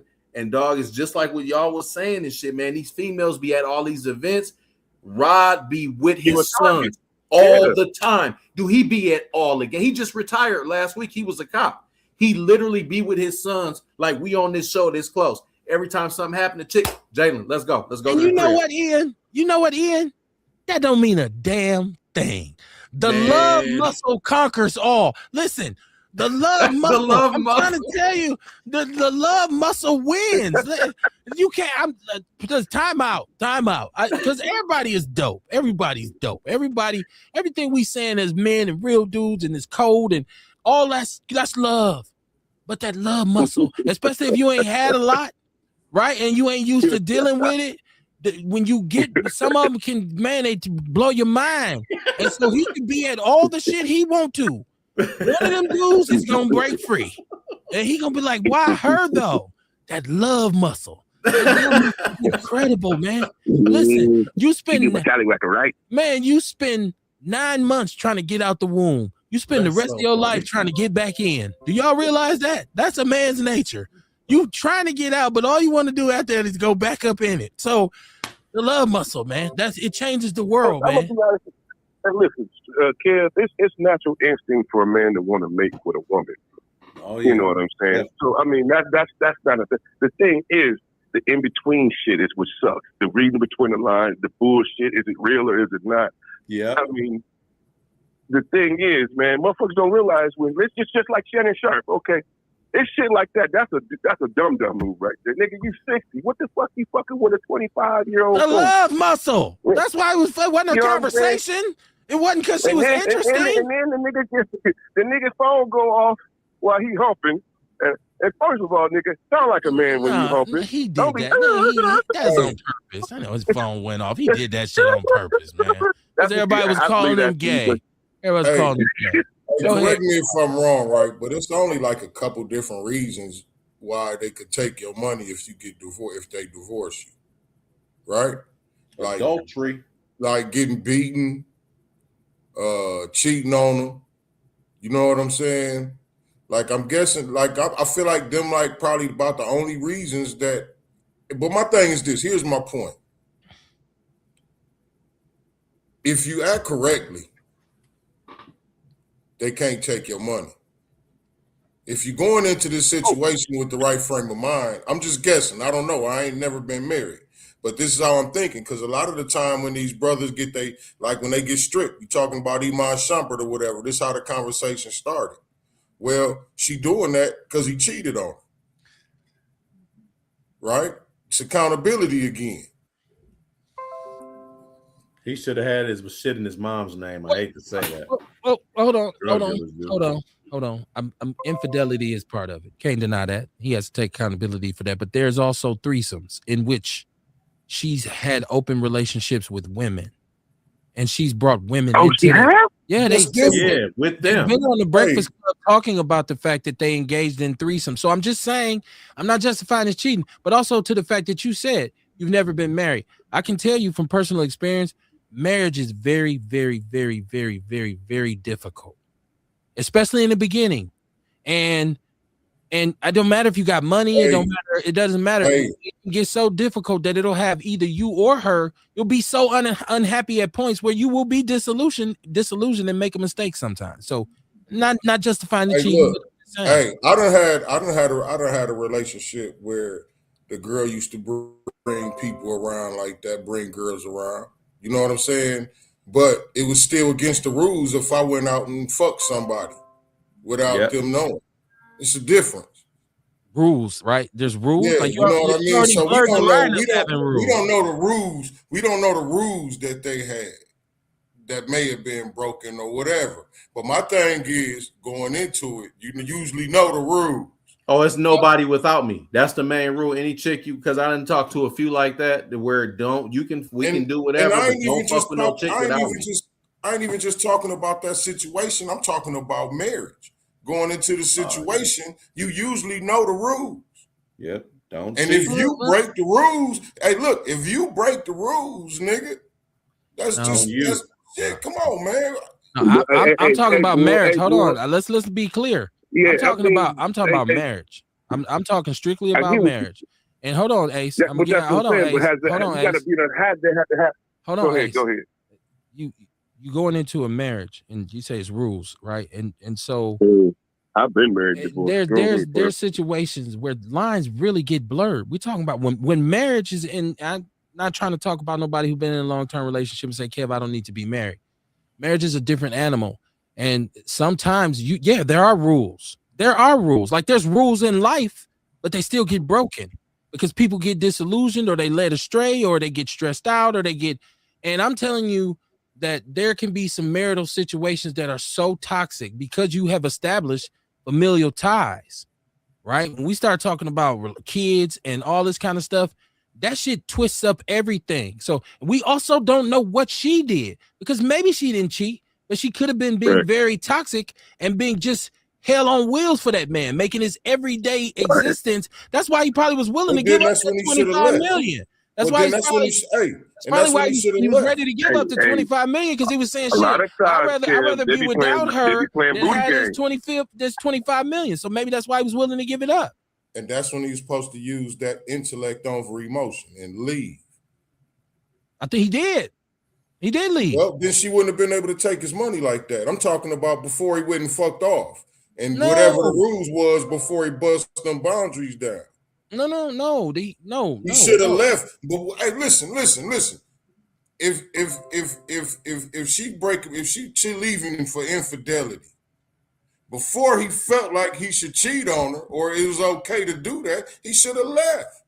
But what she cited in the divorce wasn't necessarily infidelity. There's evidence that he cheated in the media. That's not the main reason she said their marriage dissolved.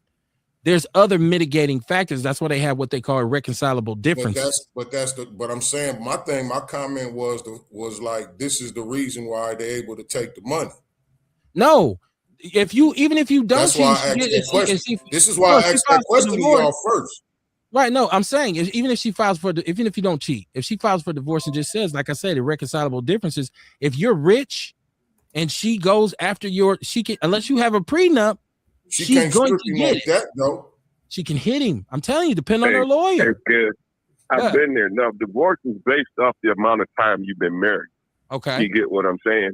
Because I mean, if like I said, if it's been like maybe a year, 6 months, because people can file for divorce for anything. You know what I'm saying? But based off the state, different states gonna have different rules. You know what I'm saying? But Some will protect you, some won't. It just depends, and also depend on the state of that state, because a lot of places just tax you for any stupid shit because the state is under. You know what I'm saying? So what about a state like Wisconsin where there's no fault divorces? Like if you cheated or not doesn't even come into play in a divorce in Wisconsin. It's liquidate. That's it. It's just based. That's just going to be based off of who's making more money, because this is where I got divorced. It's going to be based off who's making more money and lifestyle. And there's no alimony here, though, is there? There's no alimony or spousal support in Wisconsin. Yes, absolutely. It freaking is, because my ex-wife's attorney told me I had to pay some. Yep. Were you paying child support or spousal support? Both. She wanted both. This both. chick, I don't like to talk about my ex-wife because I just don't like to do it. I don't like to say things negative because that's the mother of my children. We were together 20 years. But when we initially got divorced, she wanted. Hold on, Orlando. She wanted child support as well as spousal support. That's what she was asking for. So she didn't get that. She didn't get it though. She didn't get it. No, but she tried though. So yeah, it's legal. It's there. Okay. now Yeah. it might be different. Now I don't know how long how long ago you got divorced. About 4 years. Now, a lot of things have changed. You know what I'm saying? Because I know now. I mean, a lot of, and this the one thing I'll say. One of the things that he did do, because a lot of these states are automatically defaulting to, especially when it comes to kids, split parenting. Hey, and Ace. Huh? You were entirely correct. Let me read this. You were right. Listen, because I want you to do clarity. I didn't even. I learned something tonight. Yes, Wisconsin allows spousal support known as maintenance in divorce and legal separation cases. But listen, key factors: length of marriage. Okay, longer marriages often lead to longer indefinite support. Age and health, the physical and emotional health and age of both parties.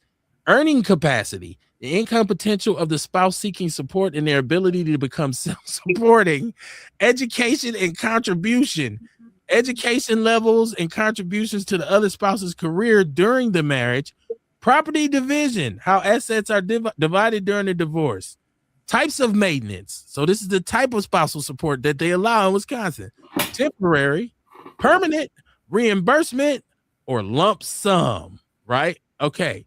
No fault state. Infidelity doesn't typically influence maintenance awards. No formula. Courts use discretion to decide amounts and duration for aiming for fairness and modification. Orders can be changed if circumstances significantly change, like remarriage or cohabitation. Now, I'm hoping Iman Shumpert is trying to get some change, y'all, because $25 million is too much. Even if I cheated on you, you don't deserve $25 million. Come on. He's only worth 30 at the time. I don't know how she's getting 25 million. Yeah, and $8,000 a month. He ain't shot a jumper in years. It don't matter if he cheated. Like, come on. That's not cool. That's not cool. Not cool. If he cheated, maybe your love muscle ain't muscling. I'm sorry. I just feel so bad for that brother. Did you say 80? What you say? As far as 30. She got 25 million. He said he was only worth for 30. Damn. But shit. You remember that movie? You remember Raw with Eddie Murphy said, "Hey, no pussy worth $50 million." On Fufu. What are we doing? What are we doing on Fufu? This is crazy. When I met you, you was butt naked bobbing for fish, riding on the zebra. She got a motherfucking tour bus, a Mercedes-Benz Sprinter, two houses, four properties, or some shit like that, dog. Shame on that court. Hey, the motherfucker said he got $2 million and no place to stay. Right. Now, unless he was beating her, come on, son. That's out of order. But that's why I say we really don't know all of what was going down in the thing, right? We don't know what all happened. That's why I said you don't know who really is at fault. It was back in, I think it was 2019, where one, I don't know if this was Tennessee or not, but I know there was a case where this woman kept taking this dude back to court just to get an increase. Yeah. The judge awarded this man, awarded the woman, kept awarding him increases, gave her the children. He wasn't allowed to see the children. The man could barely pay to live. You know what he ended up doing? Killing her. No, he killed the judge. He killed the judge. Stopped the judge and put one in. No, I did a docu short on that. I'll send it to you, Ace. I did like a 10-minute video where I talked about that specific case. Yes. And I hate to say it, I'm gonna sound bad, but I have no sympathy for the judge. Because I didn't either. I had none. Ewok says wrong. Ewok in the chat room, he said fool and his money shall soon part. Yeah, you better sign that damn prenup. He said community property states giving up that bread regardless. But damn, not 25 out of 30. Come on, man. That's foul. And the property in the car, like, dude, stop. She ain't never shot a free throw in her life. Earl Henny said $40 is the best way to get enough. Best way to do it is $40 according to Earl. That nigga fool. Earl's crazy. He is wild, dog. Said, $40, man. That's all I got. A $40 hollow, man. I got 2 dubs. Right, you know what this is. Baby. Get in the car. And some Bacardi. You want to hit this night train? All aboard for the night train.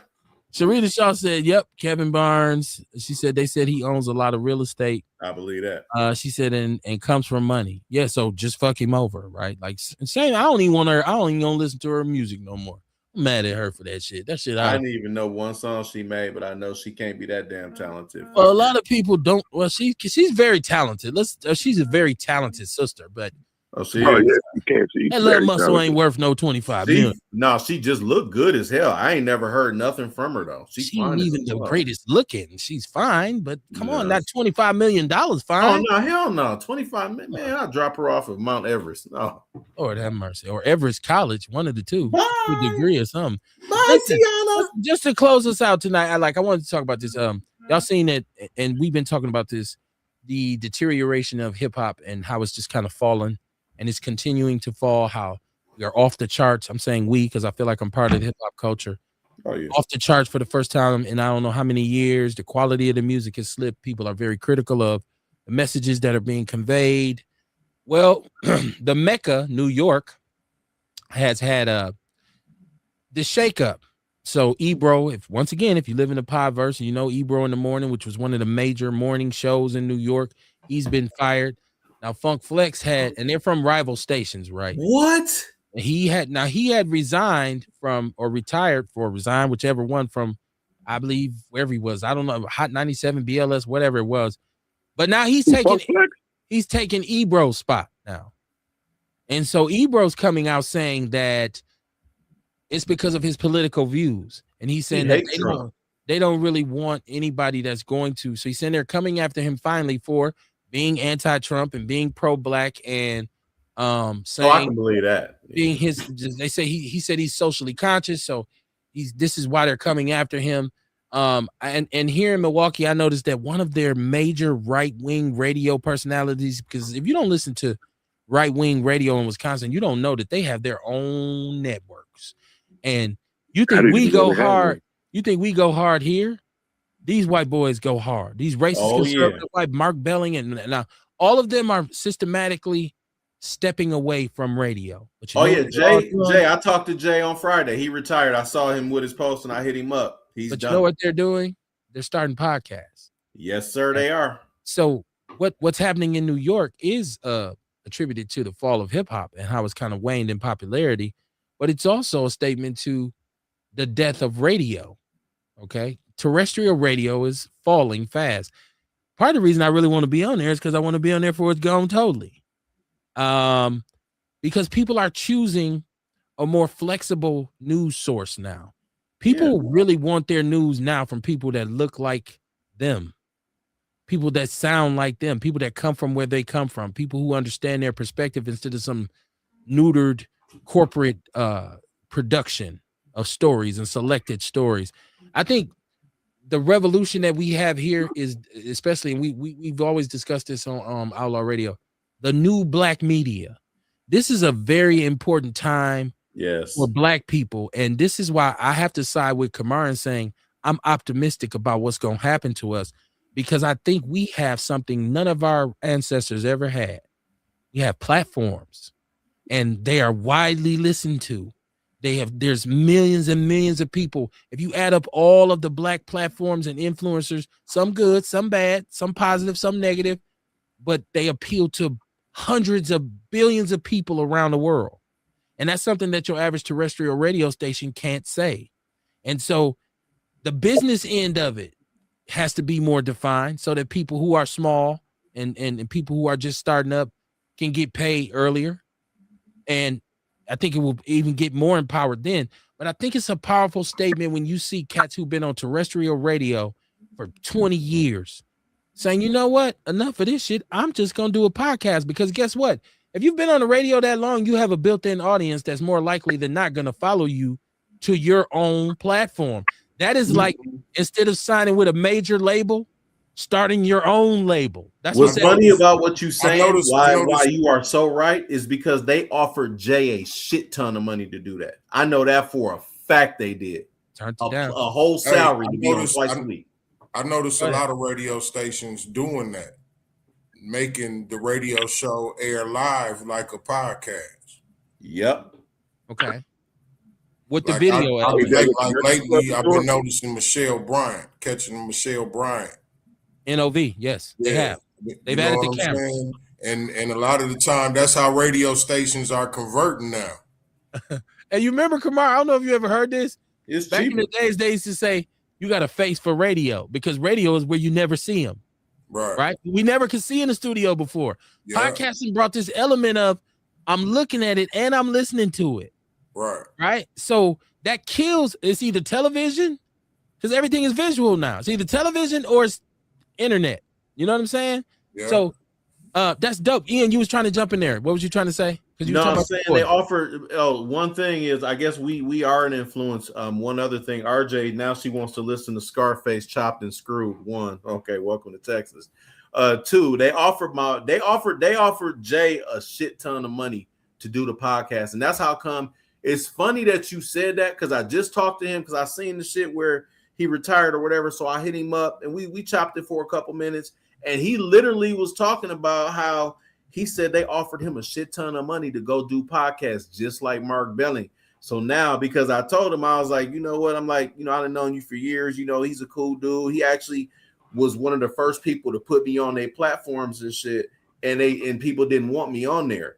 But the thing is, though, I really just over the past few years, I just said, I don't see how y'all are so into Trump when y'all say y'all conservatives. Like, I know you a conservative fiscally, but I don't see the support. But anyway, yes, Kev, that's exactly what they doing. They about to load up the money. The GOP finna put all the money toward these motherfuckers on the podcast. It's cheaper for them to do it, and it's gonna be them, like you said. They're gonna be full of ammunition, full of money, sponsors, and they really finna flood the airwaves or the internet with this bullshit that they spew. That's all they finna do, bro. And it's terrifying. Hold on, but they can't. And I want to say this too about Ebro. Ebro already has a podcast deal through Apple.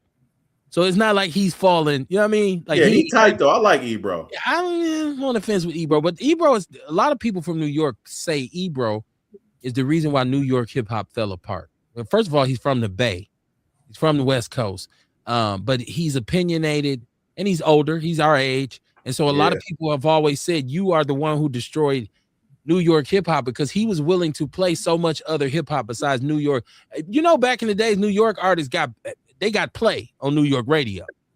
Like, you didn't hear the hip hop from other places. They said now if you go to New York, you're gonna hear all Southern hip hop and some a little bit of East here and there if it sounds Southern, and some West Coast. But that was never the case. He's a visionary though, man. He saw the way music was going. I get it. Well, it's trash now, but so Sarita Shaw says she didn't know. She said, bro, for real. That's that drill music that really screwed it up. And people don't know New York has a huge drill music scene too. Yes, they fucking do. Pop Smoking them. Yes. Yeah, them dudes, they got Bloods and Crips out there. Sarita Shaw said they saying Charlemagne is next, and Angela Yee. They said Ed Lover got his walking papers too. Ed Lover had Come On Son, which I thought was dope years ago. I don't know why he didn't build on it. That shit used to be hilarious, man. He should have kept going with that. My point is, things are changing. And as much as I always cry about not being on terrestrial radio, like, some people would say, Kev, why do you want to be on there anyways? Right? Like the internet is way bigger, it's better, it's more flexible, it's more free. Until the money comes in, because if we get a sponsor who comes in with a certain amount of money, then you got to kind of change. It starts to change then. So sponsors, if y'all want me to change, just come with a check and I will change. I will no longer say anything controversial. I'm joking. Kamar. I like your show the way it is, man. I like the show the way it is, Kev. No change. You would love me. You would love friendly Kevin Moore. You would love like, he's a friendly Kevin. You would love him, Ace. You would love. I'd cover so many positive things in the community, man. I would shine a light on the beautiful cheerings. I get it. And you do that. I like the authenticity of it. I don't like fake shit. I'll be the new Varnell Hill. Did you miss me? I remember that. Hey, buddy. How's it going, buddy? Bounced him on there. Did you miss me? I'm just joking, y'all. I'm just joking. Oh, shout out to David King. Brother King, let's get your interview rescheduled ASAP, because you were supposed to come on and my brother passed and I took a couple weeks off almost. So I still want to hear your perspective and talk about this gubernatorial race and your desire to run as an independent. Kamar, you got some OG shit for us? Always. Okay, let's get it. Real OGs know, lose or win, you got to try. You got to at least try. If you don't try, you ain't got no right to complain. Effort is the entry fee to the life you want to live. Stop me when I'm lying.